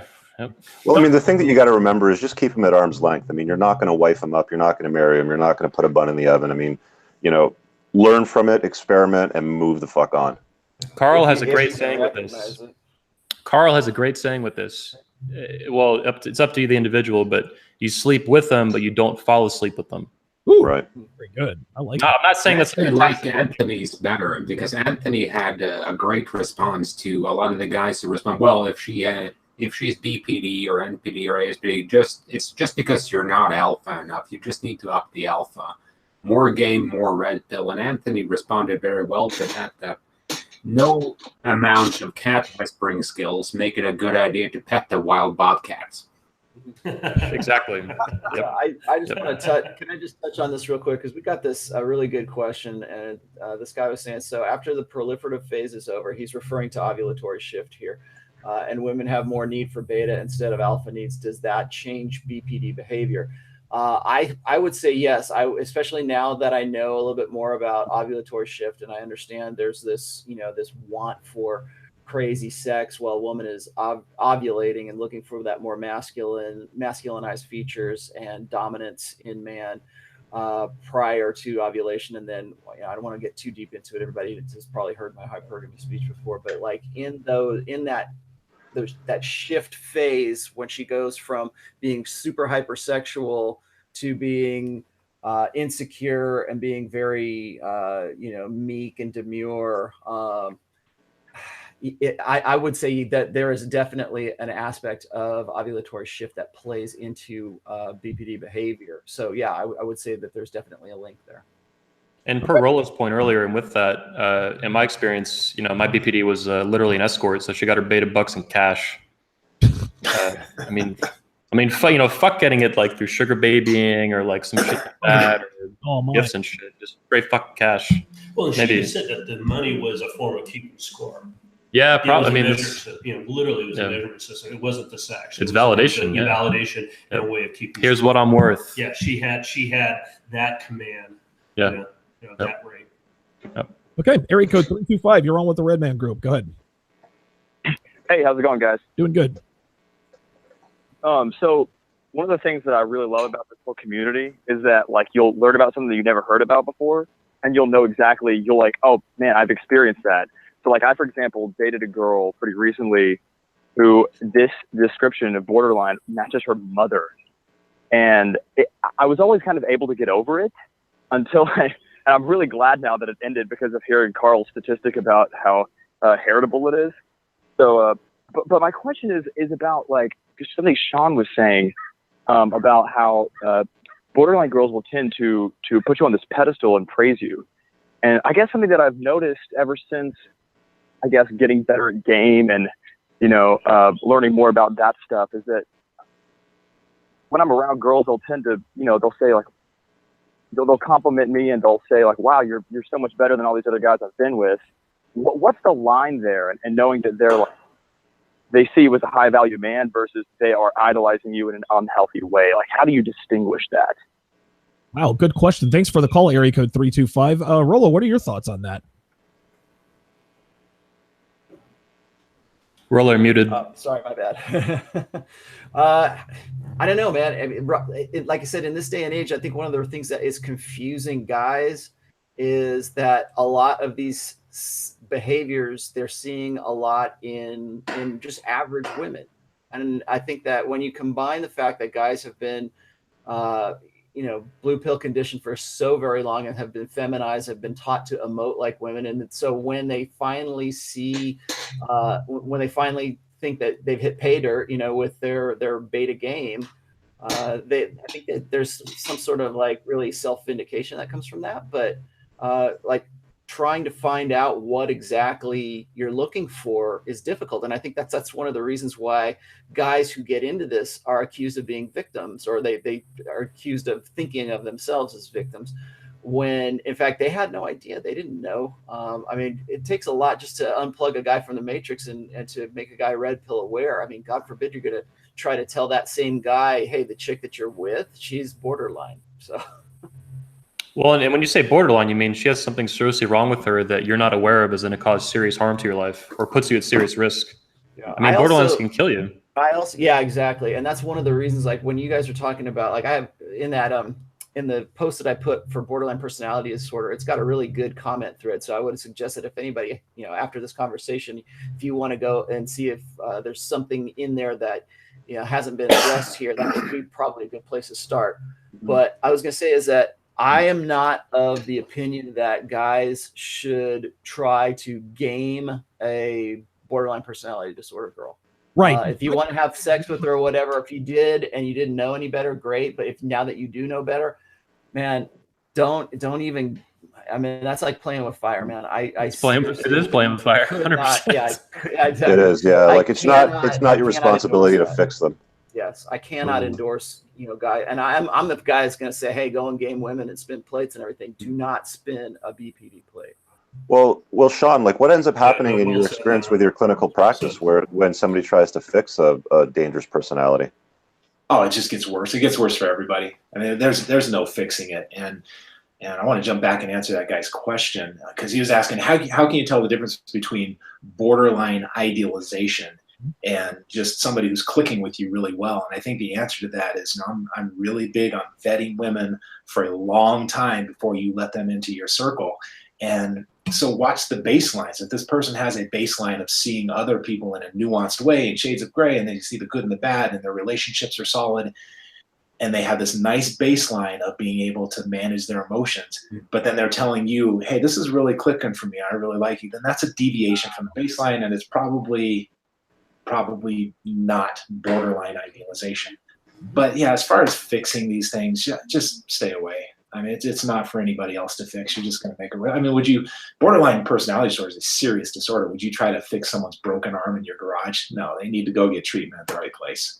It's like having a car that's breaking down every week on you and costing you $3,000 a month to maintain and repair. Yeah, you can keep driving it, and yeah, you can keep working on it, but like, is the juice really worth the squeeze?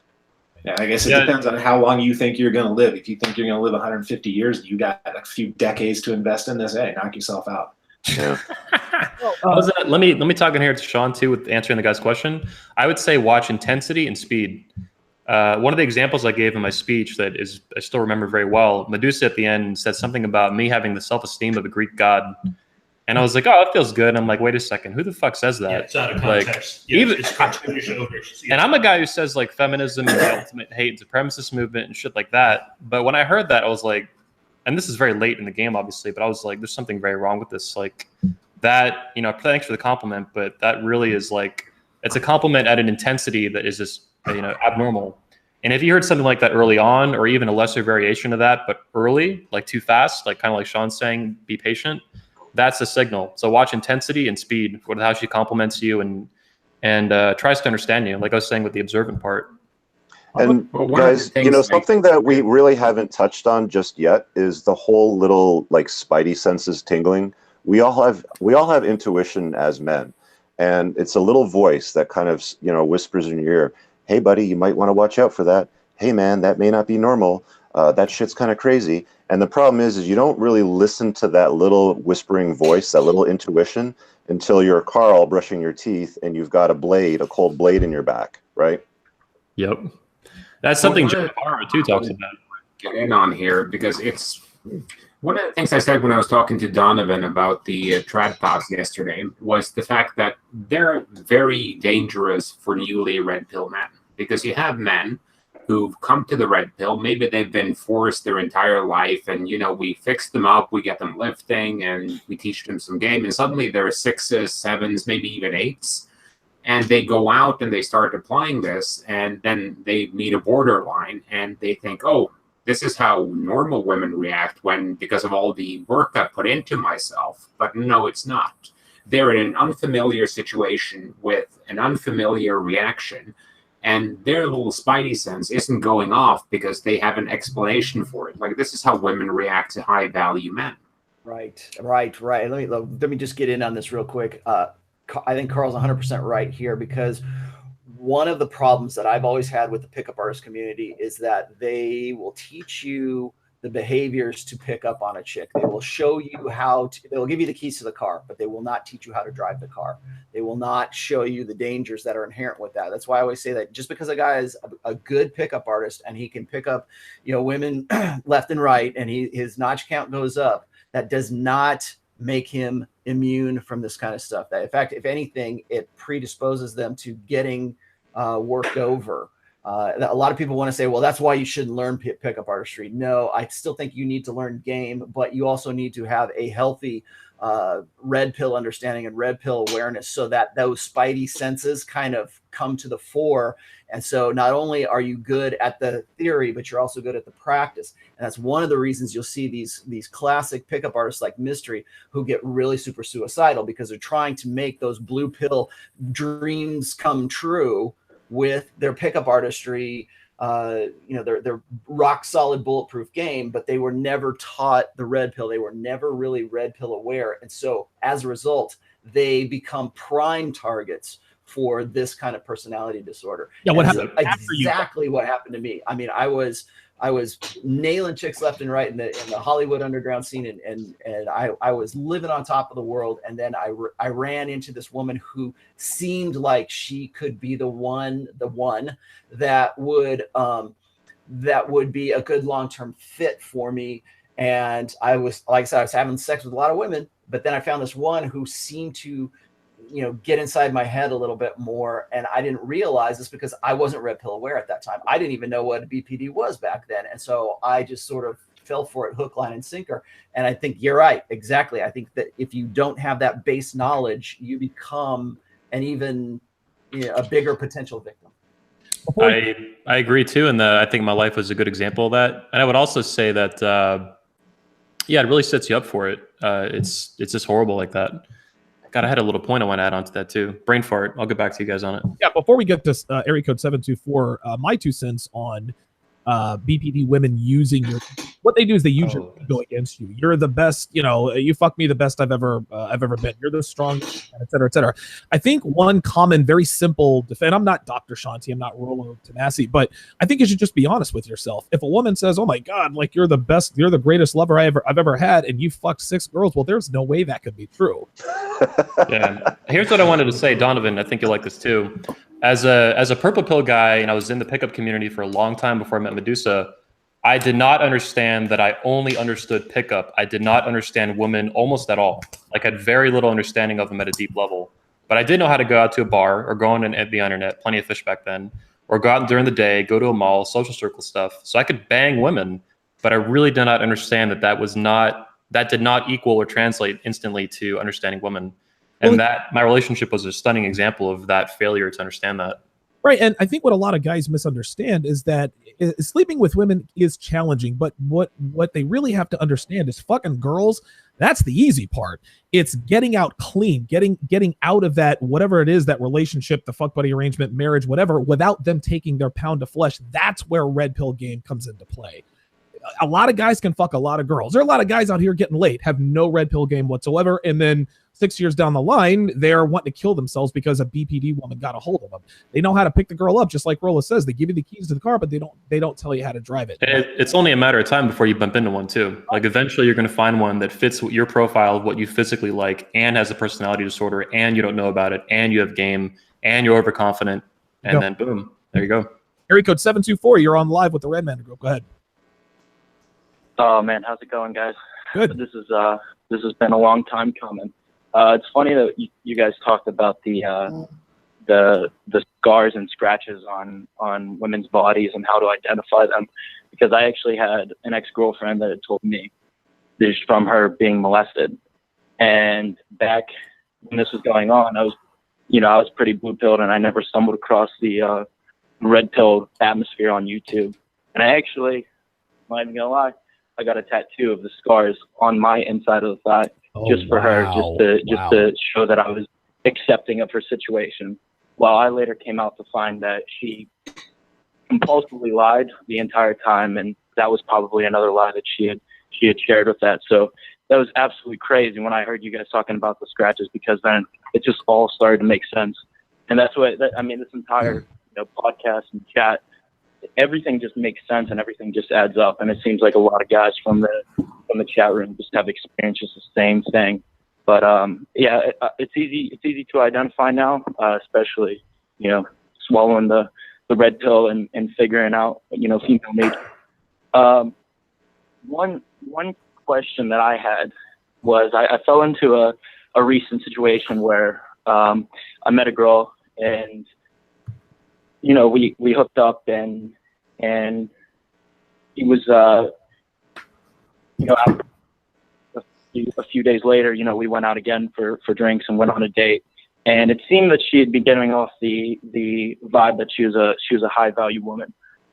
Regardless of the one night hookup, maybe that's not an indicator of a high value woman, but everything else kind of seemed to add up. You talk about the personal appearance, tattoos, piercings, and then you talk about what she's doing. She has a real good job. She's living in New York City, and she has a good family, good parents and whatnot.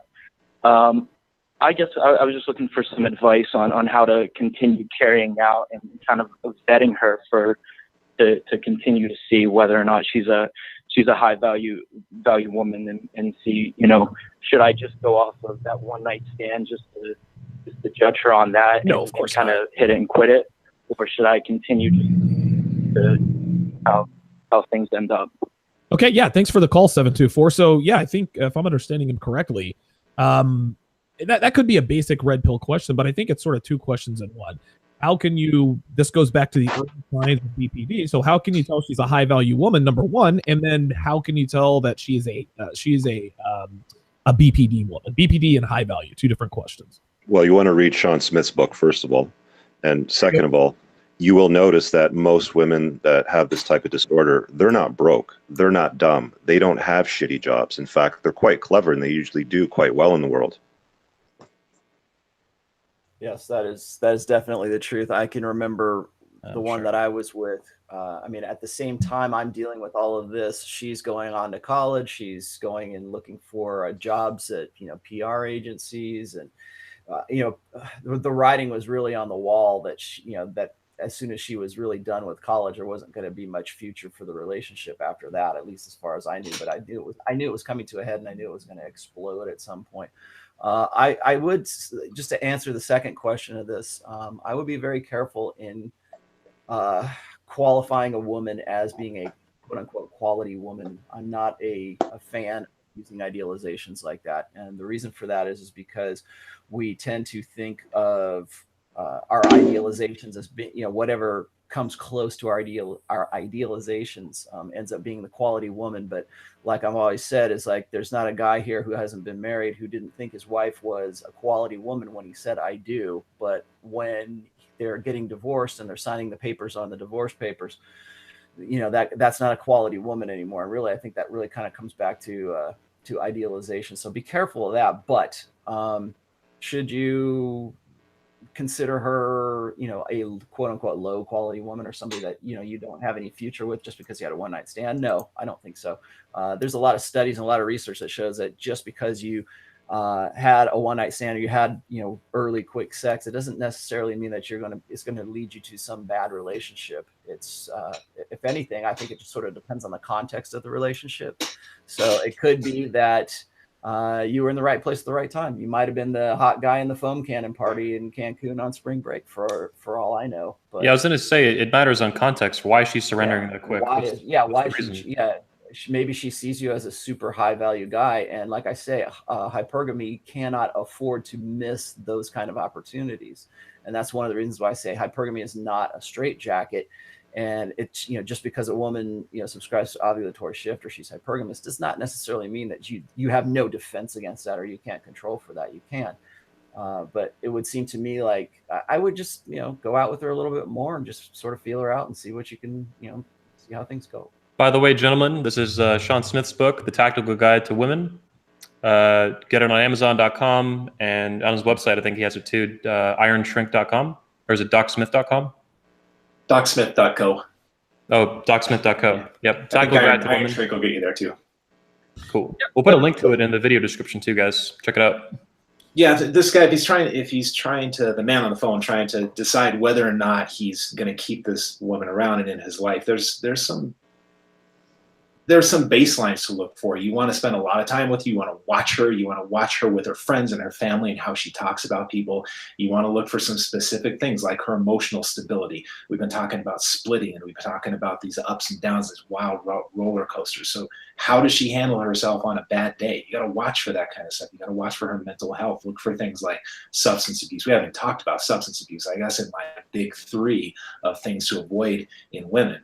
And women should avoid them in men too. But a couple other things to look for are compatible values, because if you do want to keep her around in your life, then you don't want to be 5 years down the road and you got little rugrats running around, and suddenly you find out that she wants something different in life than you do. And then just clarity, like how clear is she when she's communicating with you? Because a lot of times with substance abuse and with these personality disorders, you end up just feeling sort of confused. And a woman who has clarity isn't going to leave you confused. She's assertive about what she wants, and she doesn't leave you wondering what the hell is going on. Just to add my 2 cents, is he said something, how do you know she's a quality woman? To me, and I know this seems kind of, red pillese, but to me, there's really no such thing as a quality woman person. High value women, when you look at a woman, you think she's a high value woman, that is based strictly on the way she looks. What you're looking for is you are looking for her potential to become a quality woman. So the first thing you have to ask yourself is she trainable? Is she malleable? Can you make this woman into what you want and need her to be? because there are a lot of women out there who have bad habits. You just can't train out these bad habits, and we all know this environment, it's not conducive to churning out what we define as quality females. So if a woman seems to be open to, if she seems to be open to your frame, if she falls in line, if she truly follows you, not like a BPD woman would, just, you know, sort of falling in and doing what you say to manipulate you. But if you can truly see that she really wants to be with you and she takes to the things that you want and need, then she has the potential to be a quality woman. Women don't, when you get into a relationship with a woman, she is not a quality woman. Just like there's no such thing as a red pill woman. The only red pill women that exist are women that belong to red pill men. And as soon as that red pill man is done with that red pill woman, she's not red pill anymore, because women are conducive to self-destruction when left to their own devices.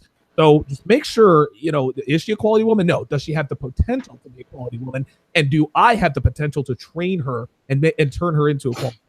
I'm just going to challenge you on that for a sec, Donovan, because I'm not sure that I agree with you. I've spent a lot of my time trying to train women, and I found that it's been a colossal waste of my fucking time. You know, she just is. If she arrives, she complements my life, you know, she's not the focus of my life, then that's something that I would consider an LTR with. But like, I got no fucking time to train women, and I don't think that they're trainable personally. Listen, I would agree with you, and it's funny because guys that listen to me, you guys know how I roll, man. I mean, dude, I tell my woman, anybody who follows my Twitter and Instagram page, like, listen, you know, I like my woman to look a certain way when I want to fuck. I tell her how to dress. I monitor her phone, blah, blah, blah, blah, blah. Listen, I've tried this with probably maybe 15, 16 different women. And some of them try it for a little while. Most of them don't. The one that I'm with now happens to be the one that it has actually taken to. Now, for me, she made herself worth the time. She has to make herself worth the time. But I would agree with you, Richard. 99% of women, it's just not worth it. A lot of times we got better shit to do than to be training women. Fortunately for me, I was in a position in Vegas where my income pretty much made itself. So I had a little bit of time on my hands. I was getting tired of the pickup scene. I was getting tired of taking STD test every 6 months and chasing pussy and, you know, cocaine and this and that and the other. Well, I decided that it was time for another stage of my life. And I was in sort of the right place at the right time when I met the girl that I'm with now, and I had the time to train her. But if you don't have the time or the patience to, then I wouldn't recommend it. Let me say this too. Maybe Sean can speak to it. A lot of this might come down to, independent of disorders, is personality differences in men and women. Like Donovan's personality is not the same as mine. It's not the same as Richard's. I'm not super familiar with big personality traits like the big five or whatever, but maybe Sean could speak to that a little bit. Like why are you guys disagreeing? You're both obviously experienced the women have banged a lot. Oh yeah, I don't know why they're disagreeing. It sounds like they're more on the same page than not. Yeah, Richard drives. Richard might be a little more jaded. I don't know, and I don't mean jaded necessarily. Oh, dude, trust me. I can promise you. However much Richard is or isn't jaded, I can promise you I am 10 times. Well, what comes to mind for me is his business experience. Like if you look at the way he treats his businesses and runs his channel, like he operates in a certain way to his personality. And to me, it seems like he's doing that with women too. And Donovan obviously runs a different business. So for me, it just comes down to behaviors. Look at it in this way, though. I mean, if we were going to talk to a guy like Alan Roger Curry is all about pragmatism. It's always, he wants to get to what he wants to get with the minimum amount of, you know, bullshitting around. That's why he has mode 1. That's why everything is like upfront on the table from the word go. I think that we're all kind of looking for, I think we would all agree that we're looking for genuine desire in a woman. And just like what Sean was saying before, is that if a woman is into you, she doesn't confuse you. And we're looking for that pragmatic, like, okay, she's into me. Where do we go from here? Is she amenable to, you know, coming into my frame, entering my world? Is she going to do things, you know, on my terms?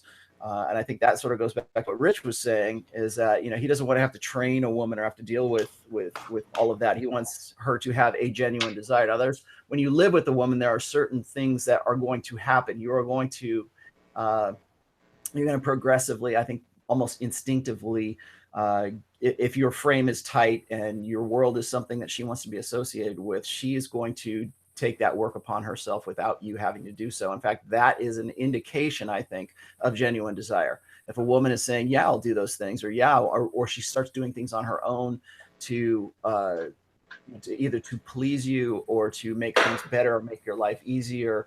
If she's falling in line and using you as sort of her focus of the dominant masculine, then yeah, I mean, how much energy do you want to put into that? So in a way, I agree with Rich, from a pragmatic point of view, but I think Donovan's also got something going as well, which is like there's, you have to demonstrate this. I don't think you need to explicate this, but you need to create boundaries, and you need to sort of establish what is and what isn't expected of that woman. And if you want to call that training, okay, fine, call it training, but there has to be a genuine desire on the part of that woman before you even get into that stage of the relationship. And here's the thing. Correct. And I don't, yeah. I just want to okay, yeah, go ahead, because I want to finish. Yeah, well, I actually don't think Rich is jaded. I know Rich a little bit, and I think Rich he knows where he wants to go, and he has defined the straightest, shortest line from here to where he wants to go. And it's a really admirable quality, and I think when a woman joins Rich's life, it's going to be on his terms because he's not going to deviate from his path. And I was talking to another guy earlier this week who's got a very different mindset. He's sort of meandering through life, and he's deciding whether or not to bring this particular woman into his life. And there's just a whole lot of confusion about how she's going to fit into his life. Does she fit into his life? And it's just kind of a mess. Yeah. So and again, like I'm not trying to disparage Donovan, but I mean, I want to be careful with the word training, because I do a lot of consults with guys on my channel when they book me one-on-one, and there's a pattern of men that believe or think that they can train women to be what they want, and I think that can go incredibly wrong for a lot of guys. It's like we've been talking about. It's like, you want her to be a complement to your life. You want her to kind of just, fit in correctly.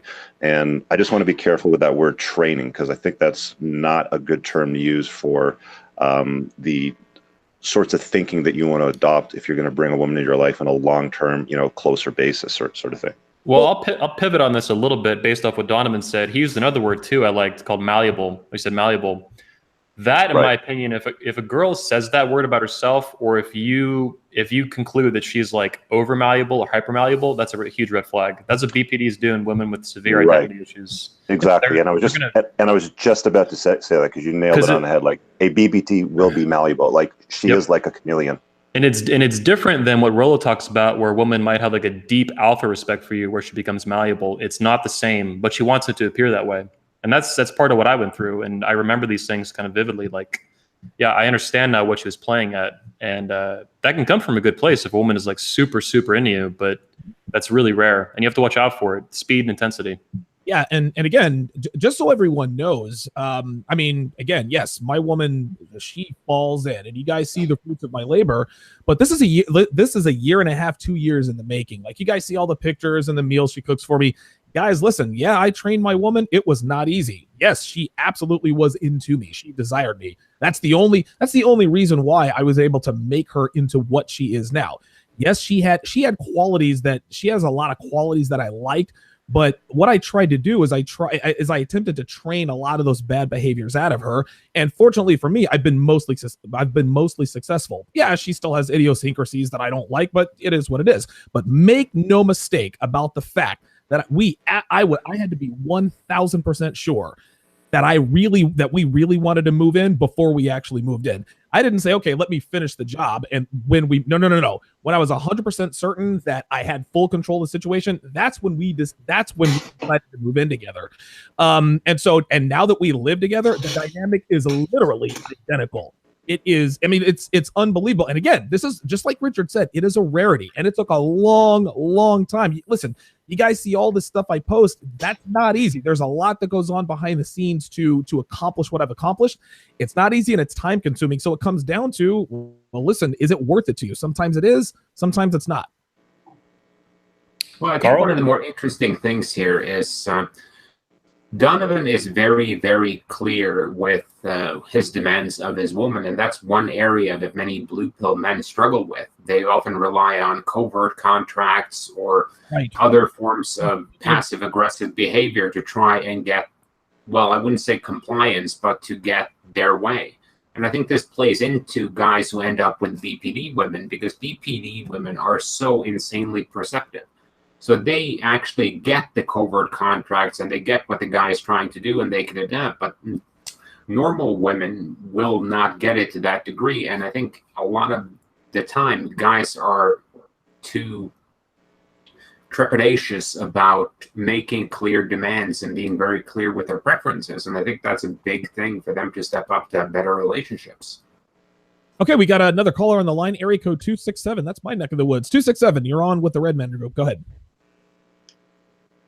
Hi, how are you guys doing today? Doing good. Thank you so much for doing what you guys are doing. Can you hear me? Yes, we can.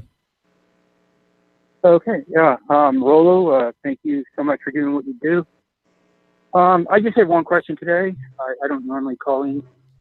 What do you do if you have gotten to the point where you have kids and you have some type of woman with some type of issue? Be specific. I know. Do you guys have any comments on that? Yeah, be a little bit more specific. Like, you don't have to give away any personal information, but be specific. Like, tell us what's going on. So, yeah, I don't know. She said she has post-traumatic stress syndrome. Did she say that? It could be any number of things. I've only been in here for like 6 months in the Red Pill community. You guys are doing a great job. And, I'm vetting things out and looking into things, but, I'm managing things. I'm learning things, trying to vet it out and play games, so on and so forth. And I'm reading as much as I can, and it seems like it's managing. But, I'm sure that there's a lot of other guys out there and that have kids involved that have gotten far enough along. If you guys are saying that there's 20% of the women out there that have that, I'm sure that there's a lot more out there, and they're probably blue pill at this point in time. So, Well, Carl's stat was like overall mental health disorders. It wasn't specific to cluster Bs or BPDs. Just clearing that up. I have a lot of guys on my borderline personality disorder post on my blog who have brought this question up before too. They're saying, well, I'm already married to her, or I'm already investing, I've invested my life into this whole thing. I think it depends, because if this woman that you're describing right now has what she's saying is post-traumatic stress disorder, what is that from, and what is the background of that? And that's a little bit different, I would say, than borderline personality disorder. Guys who are dealing with a BPD who they've actually had kids with, as that is a clusterfuck that I'm probably not qualified to untangle. But if you're talking about a woman who has post-traumatic stress disorder, it's like, where did she get that? Does she think she has that because of something that happened in her past, or is it something that you are responsible for, or does she think you're responsible for it? There's not a lot to really. No, there's a lot of people in her past, so it's come through her childhood. A lot of the stuff that I'm hearing, it sounds more like she has BPD, and yep. Yeah, so I've offered to have her come see a clinical psychologist. Not really interested in doing that. Of course not. I'll say this, man. I would be very suspicious of any woman, and I am consistently in the SMP, of a girl who self-reports any kind of mental health disorder. Unless you talk directly to her doctor at some point, I would be very suspicious and probably get away. Because you don't know where she's, like Rolo was saying, you don't know where that's coming from, why she has it. Is it even accurate? Is it true? Did she read it off Google? I would be very careful, and because that's a lot what BPDs will do. Just another caution to add to that, guys. If you're going to untie the knot, if that's what your plan is, you need to be very fucking careful with that type of woman, because they can be very dangerous on the exit of a divorce. So you have to be super careful if that's what your plan is. Is that your plan, 267? Like, are you planning on leaving her? Like what's going on here? Yeah. So, we're kind of in limbo.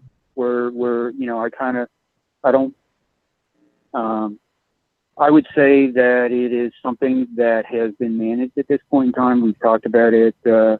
We've not pursued it at this point in time. Wait, hold on. Let me stop you right there. Hold on. Let me stop you right there. You already know what you want to do. So what is it that you want to do? You've already got your mind made up. You just need to say it out loud. Well, you know what? It's basically, I'm old enough at this point in time where I don't really want to get back into the sexual marketplace, basically. So, I've done my fair share. I am really focusing on the boys and making sure that they come into this world red pill aware, and that they understand the changing environments in this Western culture, basically, and that they can see the best future for themselves. Are you a lot older than she is? No. No. Are you about the same age, or is she older than you? Yeah, she's just a few years. I'm just trying to see what the age differential is here. And how many kids? You have 2 kids with her? Yeah. You have 2 boys?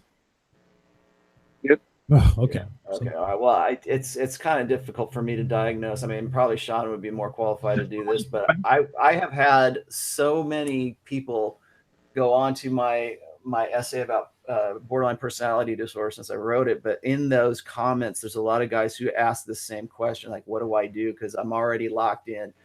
And then I'll also get women, of course, who come in and say, I have borderline personality disorder and you need to be more sympathetic to us. And then it's not like it's just unique to women. I mean, there are some guys that get borderline personality disorder as well, but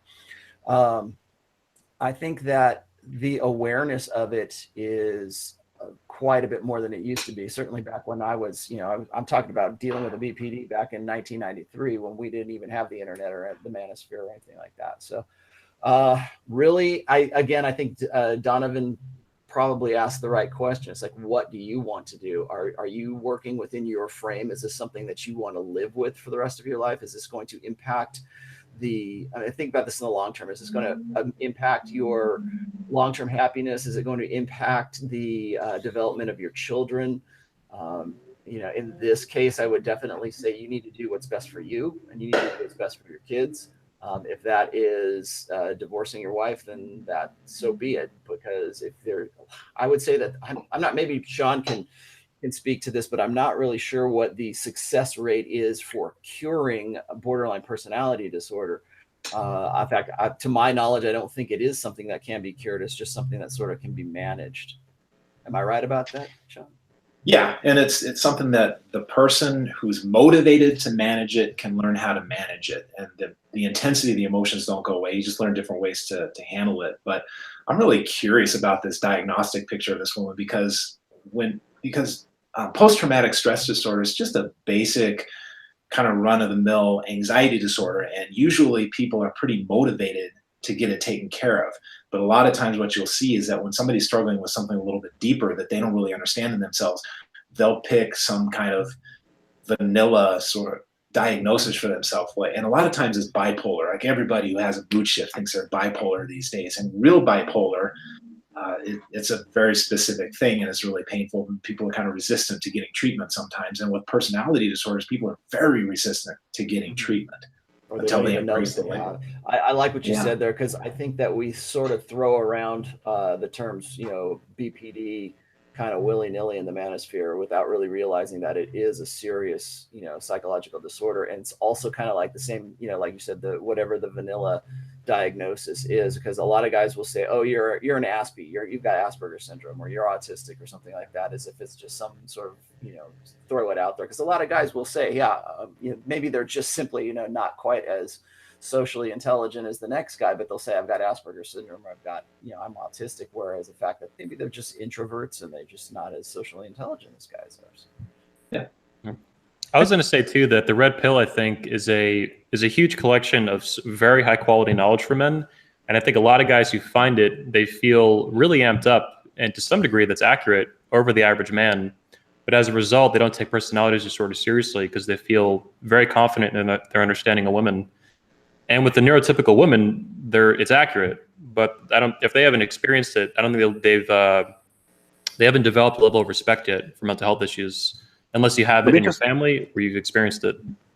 Let me just chime in for a second, because I was just thinking about this, because I don't know if it was Rollo or Sean that mentioned that I tend to apply my entrepreneurial mind to many areas of my life. And you're talking about managing risk. I mean, you're locked into a contract. The state views you in a certain way, and certain things happen if you want to modify that contract. I mean, you're living in an environment right now that, like, the only part of the universe that you can control is yourself. You can control your beliefs, you can control your choices, you know, you can control your time around your kids. You can't control your wife. You know, you can't control her behavior. You can't control how she's going to respond to certain inputs. So, I mean, you can manage it. I mean, you do have a certain degree of control. It's going to be draining. It's going to be exhausting. And I mean, I've had like legislation passed, for example, that forced me to modify the control mechanisms that I have in a business that I run. And it's not fun. It's not favorable. It's not rainbows and butterflies and llama unicorns and shit like that. But I just manage my fucks. And this is one of the things that I talked about at my first 21 convention speech, was managing your energy, AKA your fucks. And you only have so many fucks to give in the day. So you want to manage that energy, because it's like an energy bar. And it's like, you know, take the kids to extracurriculars, deal with the wife shit, go to work, cut the grass, and it's like that little life bar slowly gets chipped away throughout the day. And you have to decide how much of your energy you want to allocate to, you know, maybe whatever her personality disorder is that you might find draining. It's just, you have the capacity to manage those fucks that you own. They are on you to dispense on things that you find that are truly fuckworthy. And if you decide that it is not fuckworthy, then you do not dispense that fuck. So you've got a lot more control than what you think. It's just, you just have to kind of apply that red pill lens a little bit more to the stuff that you've got within the scope and realm of your understanding, if that makes sense. Guys got to get themselves a fuck dispenser. Word. With regards to women who self-diagnose these mental illnesses, these light mental illnesses, I think what they attempt to do in a lot of cases is it's almost like try to create a projection, because women are attracted to men who are complicated. If they find out a guy has BPD, or if they find out a guy has some sort of mental disorder in some weird, twisted way, women are attracted to that. They're attracted to the danger, attracted to men that are complicated. Well, women who yes, I have bipolar, or I have anxiety, or whatever bullshit diagnosis they give themselves, they think that by definition, making themselves a little more complicated, a little more of a challenge. Okay, well, maybe if I'm a little bit fucked up in the head, that's going to make me more attractive, because that's what I'm attracted to. I think, now that's my opinion as far as the red pill angle is concerned. What do you think about that, Sean? Do you think that that's a motivation of women just trying to trying to use these things to draw attention to themselves, to make them more attractive to men in the same way men are attractive to them? I think women will use anything at their disposal when they're in the marketplace. Yeah. Okay. Hey guys, Dan here's got to bounce. Socrates, Yeah, appreciate you coming on. Thanks. Yeah. I'd love to do this again. Hell yeah. Fantastic. See you soon, man. All right, have a great afternoon. Take care. See you, man. Take care, man. Cool. Sorry to interrupt. Continue. And here's the thing. Women also. I don't have anybody on the line now, but I've heard that women also use mental disorders to. This is actually my girlfriend just sent this to me. Women use mental disorders as an excuse to evade responsibility for their actions. I think that's pretty obvious. Oh, well, it wasn't my fault. I have bipolar disorder, or I have PTSD. You got to do it in that girly voice that you do so well, Donovan. Oh my God, it wasn't my fault. I'm totally PTSD. Can't you see? Yeah, that's a chicken and the egg thing. What comes first? Is it the disorder that comes first, or is it just a disposition to avoid responsibility? Yeah, right. There you go. Yeah. One of the topics I wanted to hit on too, guys, if there's no callers on the phone right now, was responsibility in situations or exiting a relationship like that. To kind of get that kickstart this was an issue that people came at me for pretty hard when I gave my speech and put the speech out on the internet, the Marrying Medusa talk. It's on YouTube. And I was kind of conflicted for a while. I was like, am I taking responsibility? Am I not? Am I somewhere in between? Like, where the fuck am I with this? And eventually I asked Carl about it privately in a DM. And Carl said something to me just a very short reply, but it's very powerful that I'll never forget. And he said, independent essentially of what I was thinking, my actions were what I needed to look at. Now my actions were, I ended the relationship immediately when I found out various elements that were bad, cheating, prostitution. So I ended it immediately and I left immediately, exactly like I said I would, or had kind of like made up my mind beforehand, before even starting the relationship. And he said through that, I took full responsibility through my actions, independent of anything I said or anything anyone else said. And I thought it was kind of interesting because it didn't even occur to me to look at my actions as an indicator of taking responsibility or not. I was looking more at like dialogue as taking responsibility. So I don't know if Carl wanted to kind of emphasize on that or, explain that more, or if you guys have more thoughts on that too.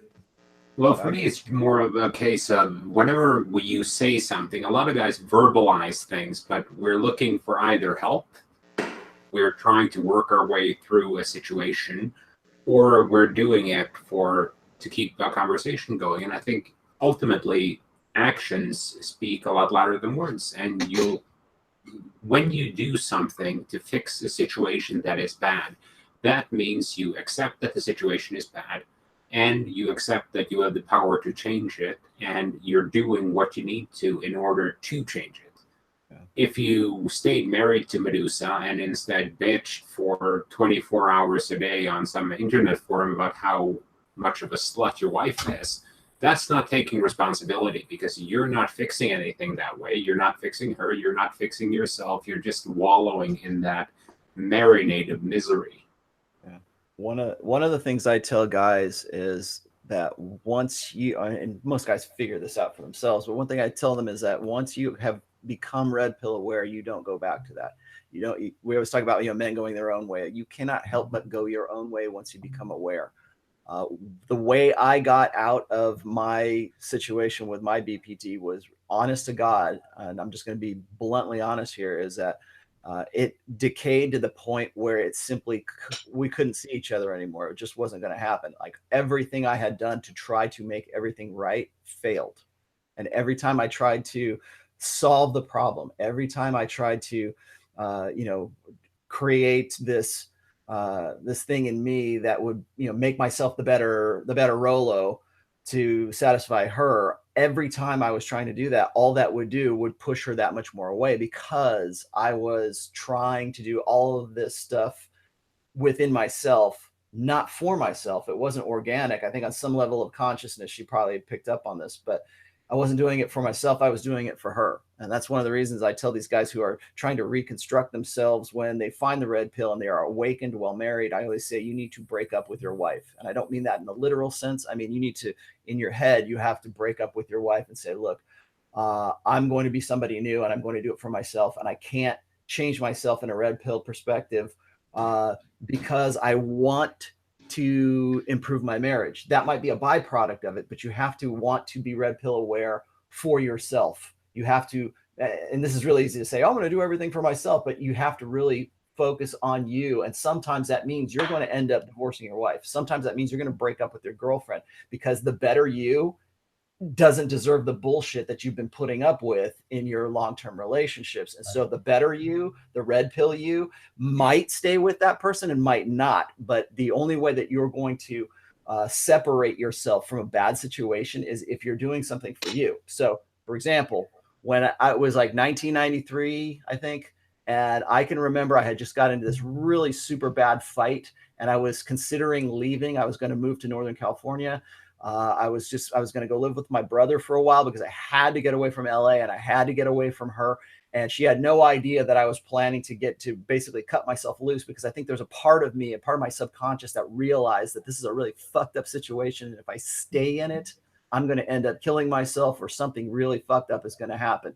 And so we had this really super bad fight. I was over at her dorm, and I was looking, she just stormed off and went into her room, and just, it was probably some stupid jealousy bullshit.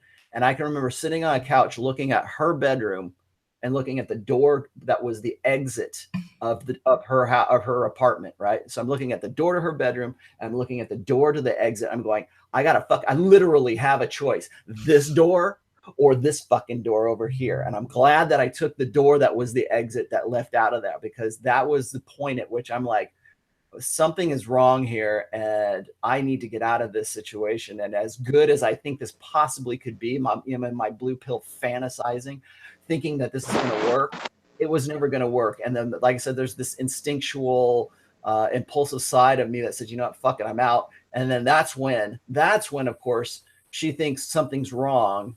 And I haven't called her to say, oh, it's okay, baby, I'll see you later. I wasn't checking up on her, because I was going to leave.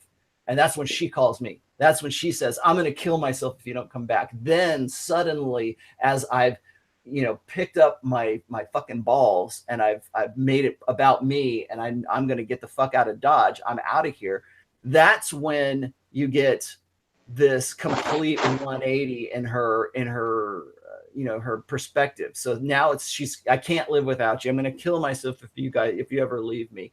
Yep. All of this shit that's designed to rope you and pull you back in. And then, so now you finally come up with the balls to walk out the right door, and she's going to try to rope you and pull you right back in. And you think, oh, she must really care for me. Maybe this could work out. Maybe I could make things better. Maybe this is it. Maybe I'm changing myself and she really wants to be with me. No, it's bullshit. You need to leave. That's why I tell guys, do not get involved with BPD women, because this is what will happen. You will leave. You'll say, hey man, I'm out. I'm red pill. I know my shit. You know what she's going to do? I'll kill myself if you don't come back. That's what it's going to end up being. So don't get into those situations in the first place. So how do you get out of that? How do you pull yourself away? And I'm glad we're kind of finishing up with this. Is like, how do you disengage yourself from this bullshit? And it is hard. It is one of the most difficult things I have ever had to do in my life, because I didn't have the manosphere. I didn't have the red pill. I didn't have any of the stuff that I didn't even know what BPD was at that point. And I'm dealing with it. I'm trying to pull myself out. And it's really sort of an act of will that you have to do that. But at least now you have, anybody listening to this or seeing this in a chat or whatever, at least now you have a knowledge base. At least you can say, I knew better. At least you can say now, okay, here's the signs that I'm looking for. Use that to your best advantage and walk out the right fucking door. Don't go back to to that situation. And if you're locked into this, and if you have kids, and if you're married in that, you know what, vaya con Dios, man. I hope you're okay. But you really need to make that decision from a red pill aware perspective, and you need to walk out the right door. There's a really good book that I read when I was going through my divorce. I can't remember the author's name, but the title is something like Too Bad to Stay, Too Good to Leave. Do you know who the author is? Someone, Sean, maybe you might know? No, I haven't heard of it.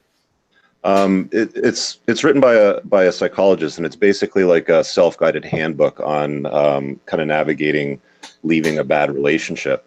And the one thing that stood out in that book that I talk about often in private consults is, if everything in your life is like walking into hurricane wind, and I don't know if anybody's ever been through like a category. I think category 1 is the lightest hurricane, which is the one that I kind of stayed in. But it was like 3 days, and it was one day of like colossal wind, and like 2 days on either end of like heavy wind. And it was like walking from your hotel room to where you get the food was like walking into a wall practically. Like you have to lean into it to move. But if everything you do in that relationship is like constantly a struggle, it's time to go, man. It's time to check out. You got to man up. And I mean, like, I'm using a word like man up, which we often criticize when women use it on us, in the comments. It's like, you just got to bounce. Yep. I was going to add that my experience, my exit was similar to Rolo's. There was never like a physical moment with doors, but when the first element of cheating came out, alarm bells were going off in my head. It was kind of like Joe Navarro talks about listening to your gut, but as if that had been turned off or suppressed for years, and then all of a sudden it hit me in the face, like run, get away, get away, get away. And it's that whisper that like turns into that shout, right? It's siren. It's like fucking run. Like get whatever's going on here it was too big of a disconnect from how she presented. I was like, something's seriously wrong. And then of course the problem is that dudes are like a glutton for punishment. Like we just march into the slaughterhouse, just putting up with the pain and over and over and over again. It's just like at some point, it just becomes so much that it's like Rolo says. It's like, do you go in the bedroom or do you walk out the door? And that's when you're smart, we you walk have out the been door. raised from a very early age to be serviceable to women. We've been raised, first of all, to take ourselves off of our own pedestal and to not be our mental point of origin, and to put women and womankind. And once we have a focus of that womankind, we will do fucking anything to make it better. And that's why BPDs are so dangerous to that mindset, because we'll do it. We'll go, oh men, man, what men do I will gotta go do? through heroic lengths. Right? How do I make things better? And again, it comes back to trying to be serviceable to women. And that's in the process of men being conditioned. That's part of blue pill conditioning in my book, is that you have to be serviceable to women. You have to be the supportive guy. And that if you're not, then you're like your dad, or you're like these asshole chauvinists, and you don't want that, do you? And it's it's this constant, like I said, qualifying, but it also teaches guys to sublimate and push down this instinct that would save their lives in this position with the BPD. The instinct is pushed down, and you're taught, well, don't think that way. That's that's just you when I say do a gut check kind of thing. That the feminine imperative does not want men to do a gut check, especially when it comes to something like this. They want to keep going and keep going and keep going because men are supposedly dispensable. We are. We're disposable guys, and if we, as long as we tried our hardest, if we died, we died, right? But we died trying to be serviceable and trying to be these great servants, and these servants to women is what we end up being. And so we push down that instinct, and it's that instinct that could save our lives. Well, one of the things I want to hit on before Carl has to leave soon, I want to get him in on this before he goes. In my opinion, and I think Carl's on pretty much the same page. In my opinion, BPDs and cluster Bs, they sink their claws into, without knowing it, so to speak, in this conceptual sense, they sink their claws into your blue pill beliefs, and they want to amplify them. They want to dig. And I think that's a big difference between that and normal women who you might develop oneitis for, but they're not going to, not usually, deliberately exacerbate that. BPDs want to do that to the max. They want to find every blue pill shitty belief you have and amp those up and leverage them to try to control you. Carl, I don't know if you agree with that or have some input on that, but it reminds me of some of the things you've talked about on your blog. Yeah, that's I agree with you on that. They will actually play off your savior complex, your sense of duty, your sense of loyalty, and they will play off all of those to get you to feel better. Like when Rolo's girl called him up and it's like, if you don't come here now, I'll kill myself. She's playing on his protective instinct. That if I go there, I can fix the situation. Or when a woman says something like, well, you left me 3 months ago, my credit cards are maxed out, and they're going to kick me out of my house, that plays off your need to take care of them. Look. Just one last thing, because I know that we're wrapping up. Guys, I know there's a lot of people watching this, and there's going to be people watching this afterwards, but the one way that I can sum it up is, we're all going to fucking die. We all have a finite number of grains of sand in our hourglass, and when they drop, as far as we know, let's pretend that there's no never ever land or gates of heaven or whatever the fuck comes after you die. That's it. That is the end of your fucking life. And do you want to spend the rest of your life miserable, trying to make a miserable person happy? It's on you to make that choice. It's on you to make better choices on your life, to update your belief system, to get better results. If you're not happy with the results you're getting, it's on your ass to make better choices. Okay. 914-205-53. I couldn't have put that better myself. 5356 is the number to call. Area code 408. You're on live with the Red Man Group. Go ahead. Yeah, wanted to just touch base on a question I asked earlier on the chat with regards to BPD women and the workforce. And I know Donovan's written some really good articles with regards to dealing with women in general in a professional environment. But we talked about BPD women being very successful and actually taking on those high roles.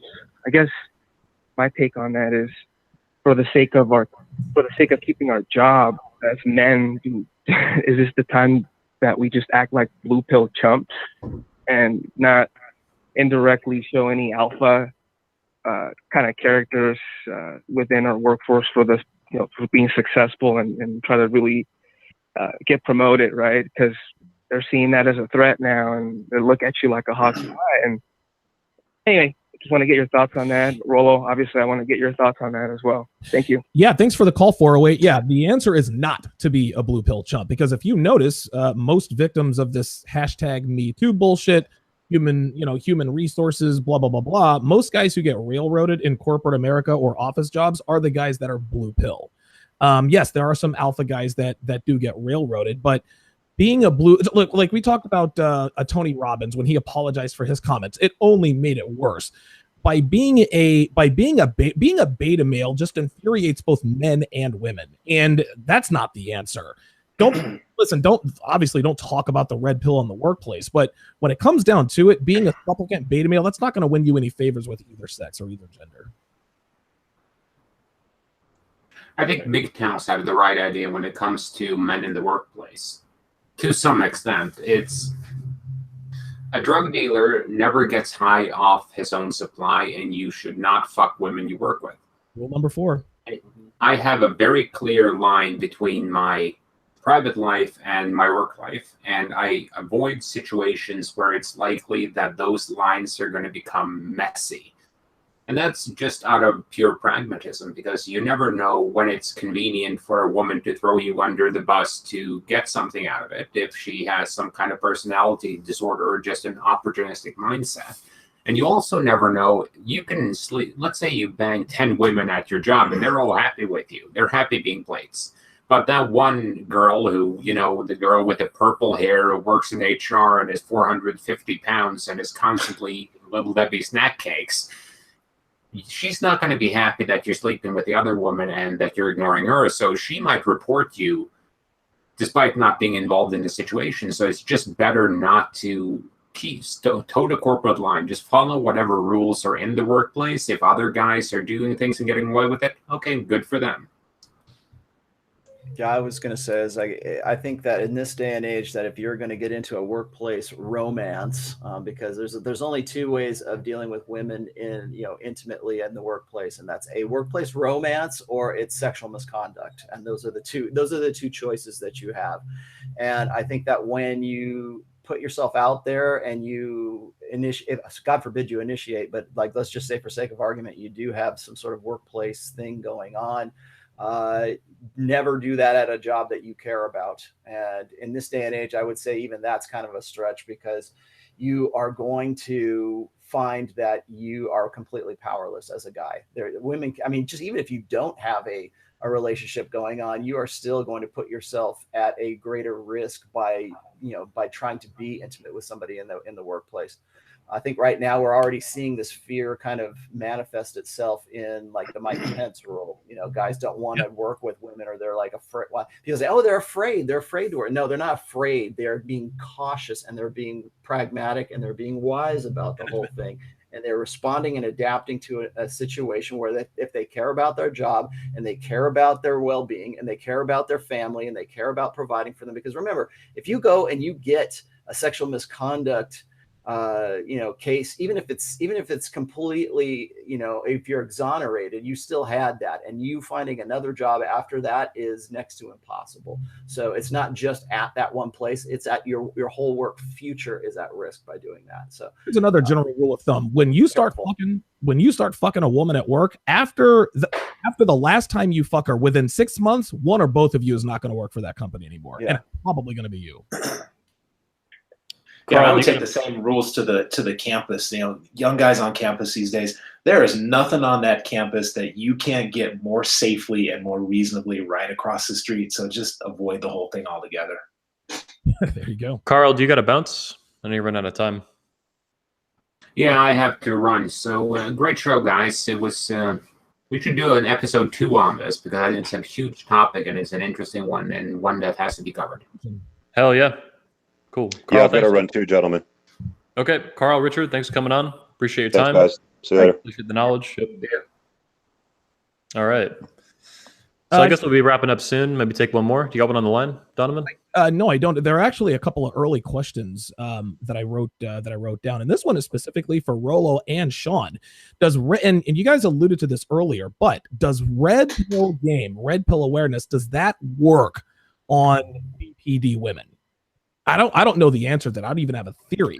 But again, if you run red pill, basically if you're a masculine male and you're attempting to control the frame, et cetera, does that work on a BPD woman? Why would you want it to work on a BPD woman? Let's just say for sake of argument, I think that again, if you go and you look at the comments on my borderline personality disorder essay, this question has already been asked. It's like, well, why not? Why? I know all this stuff right now. I know the dangers, but maybe this chick is really sexual and I want to have a good sexual experience with her. Well, first of all, you can go have good sexual experiences with women who don't have BPD, but would game work on a BPD woman? Yes, I would definitely say it would, if you knew she was BPD from the outset, and then you could sort of calibrate your game for the BPD. Why you would want to do that, I don't know, but would it work? Yes, absolutely. I think really this is more of a confirmation of game than it is, well, you're really going to go do this, or you would really want to. But I would like the question before is, does BPD sort of fit in, like their cycle of ups and downs? Does that fit in with ovulatory shift? Yes, I would definitely say there is, because I would think that a woman is going to be more sexual, of course, when she's in her up phase of her menstrual cycle, and is going to probably look for new and creative ways to have great sex with you. I mean, even Anthony was saying that when he was first with Medusa, they were having sex every single day. So we did that indefinitely. I never wanted to be in a relationship where I didn't bang all the time. Mm-hmm. So even when she would try shit to pull out of that kind of setup, banging all the time, I'm like, well, I don't want to be here, so I'm going to leave. Mm-hmm. That's kind of a sociopathic element of me, so I need to look at that. Yeah. But I'm really horny young man. I was like, I'm going to bang all the time, or I'm going to leave. I'm fairly certain that you could probably develop some form of game that you could cater it to bipolar for borderline personality disorders. But yep. I would be very careful in doing that, because just because you can do that doesn't mean you should do that. I'll piggyback too that all women are hypergamous. So women having a mental health disorder does not mean they're not hypergamous. They still have hypergamy. They're still women. They're still have XX DNA. God, I wanted to add to that too. Damn it, brain fart. Well, the same guy asked another question. He says, "Why does the military attract?" And the guy's name was Daniel Wynn. He asked about Red Pill Game working on BPD women, but he asked why. He also asked, why does the military attract this kind of woman, these kinds of women, these BPD women? I mean, is that necessarily true? I mean, I wouldn't know. Especially not in this day and age. But is that true, or is it just that we're trying to apply the what Sean was saying, where this sort of vanilla, easy to understand, 3-letter diagnosis of these women that they're all BPD. I don't necessarily think that maybe they are. I think that probably or maybe it's just hashtag bitches be bitches. Well, yeah. Well, or you got women who are just simply full of themselves or something to prove. And I mean, a lot. People get into the military for a lot of different reasons. You could say that women get into it because they have something to prove, or it's just simply the best way for them to get themselves set up for a future. I mean, a lot of people use the military as kind of their basis for their financial futures, because it's going to pay for college. You got veterans benefits and all that other kind of stuff. So very good reasons. I think it kind of just depends. I don't necessarily know that that's true, so I can't really speak to that. Yeah, I don't know what to make of that question either. I don't know if I wouldn't have any way to know if that's true, but I do know that a lot of times it's younger people in the military, and young women and young men are just not fully developed yet. And so you're going to see the worst of our qualities there, probably. Nitschke Middleman, I guess he's answering the question. He said it's a structured life for a few years. I guess that could be. Yes. Donovan, can you ask the question preceding this one that you had from earlier that was asked to Rollo and Sean? Yeah. Does Red Pill Game work on BPD women? Yeah, dang it. I had something I really wanted to add to that, but I can't. They answered it pretty well. Yeah, damn it. I think about it. I agree with Rollo. If you know she's BPD and you've got Red Pill Game, yeah, you can sort of calibrate your game to, in essence, manipulate her. I mean, I guess, like they say. Wait, I got it. This is important. Carl would fucking love this. It's very Black Label Logic game. So something I said that he recited earlier in the chat today, that an analogy I drew a few weeks ago or whatever on Twitter. Dangerous women, BPD or otherwise, are like wild animals. They're not like wild cats, really. They're not like stray cats. They're not domesticated house cats. They're fucking wild. So can you learn how to interact with a wild animal, like a cat whisperer? Maybe. Do you really want to go pet a fucking bobcat, though? No. Like, it will probably not, unless you're just like Croc Dundee or some Mick Dundee or whatever. And that's how I view them. Like, they're wild animals. Like, be very careful. Well, if you got someplace that you're going in life, why on earth would you want to complicate it? I get it's an interesting academic question, but why on earth would you want to put speed bumps in your way? Like I always say, a woman should only ever be a complement to a man's life, never the focus of it. And is a BPD woman ever going to be a complement to your life? She will certainly be the focus of it if you allow that to happen. She will certainly be the consistent problem that you are trying to solve all the time, and you will be focusing on her. But is she ever going to be a real compliment to your life? No. She was going to be a I'll- detriment. She's going to be fucking I'm gonna- dead weight.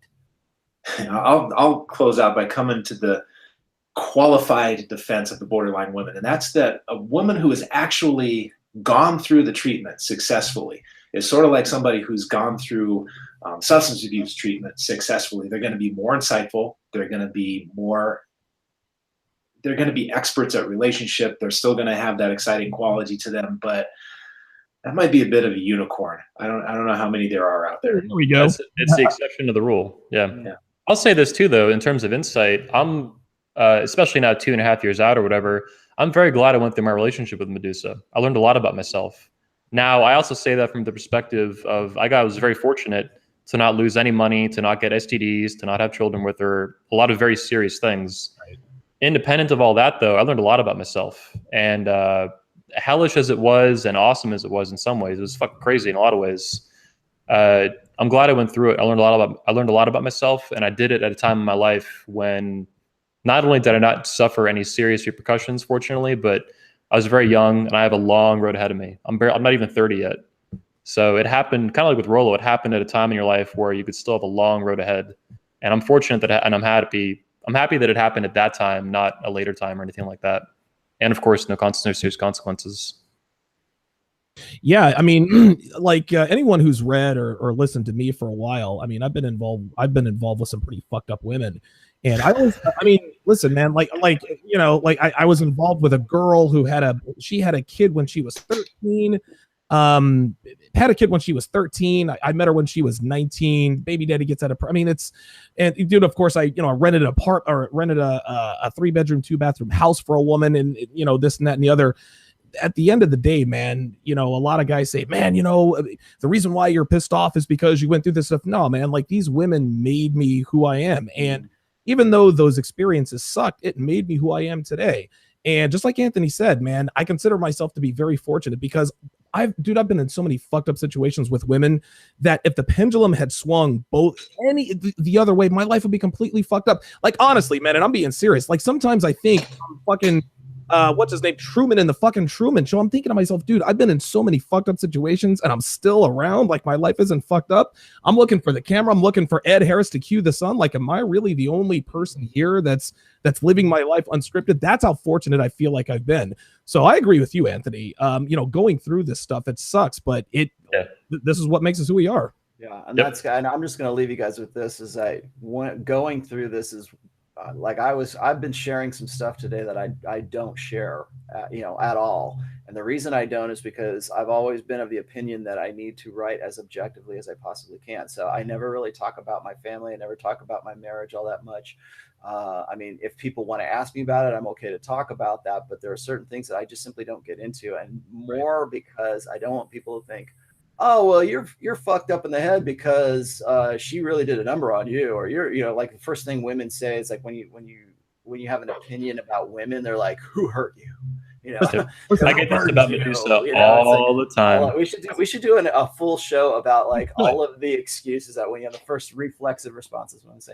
But I'm of the opinion that I want to stay as objective as I possibly can, so I don't really get into these things. So I'm happy that we had this opportunity to do this. Well, not only that, it's and men and women alike will, especially they'll come after red pill guys like us, and they say, well, don't listen to him. It's a bunch of failed relationships. Well, yes, you learn more from failure than you do success. Dude, nobody hits nobody hits it out of the park the very first time, figuratively speaking. Any businessman who is successful has failed in multiple businesses. Anyone who is good at anyone who is a black belt in Brazilian Jiu-Jitsu has gotten his ass plenty of times. So again, you have failed a lot more than you have succeeded. Well, yes, I have failed with women a lot more than I have succeeded, and this is exactly why I am the way I am. So for people to disingenuously say, well, who hurt you? A lot of women have actually hurt my way. You failed in relationships. Yes, that's why I learned. That's why I am who I am. So nice try with that. That's disingenuous. It's also to what Rolla says too, though, that you can observe hypergamy everywhere. So people say, "Oh, who hurt you, Anthony? Medusa burned you." It's like, no, man. I have, not every woman burns me. I have sisters. I have cousins. I have a mother, obviously. I have all kinds of women in my life, friends, girlfriends of friends, stuff like that. And you can observe hypergamy everywhere. Now, a BPD woman or whatever will amplify that to, absurdity. And that makes it a lot easier to see around, but it's still all around you. And then all the women I date and stuff, don't plate and whatever. So yeah, hypergamy is all around you. And for women to just pin all, it's a really shitty reflexive response. Yeah. They don't have an argument. They're just fucking losers, in my opinion, when they knee jerk at you like that. Yeah, it's funny. They just attempt to shame me. Yep. It's a shaming tactic. Welcome. With that said, I think we should wrap up. Appreciate your time, gentlemen. Your time today, gentlemen. Everyone watching, appreciate tuning in live. This was a record live stream for us on 21 Studios. So I appreciate you guys tuning in. It was fucking awesome. Yeah, thank you. We had a couple thousand people tune in, I think, total. Wow. And live, we peaked at almost 500 viewers. So awesome, guys. Awesome. All right, man. We'll do it again. Hell yeah. Good to see all you guys. Next All week, right, guys. Yeah. Everyone else, tune in next week on Entrepreneurs and Cars for the Redman Group. And buy tickets to the 21 convention. They are $400 off till the end of July. You can get them at the 21convention.org. You can also get them on the speaker's websites or in the video description underneath this video. Also, make sure you hit the like button on this video, share it, and subscribe. Thanks. I'm Anthony Johnson. And thanks, Donovan and Ryan, or Rolo, and Sean for your time. Thanks, guys. We'll see you next week. Later. All right. Later. Thanks, guys. Cool.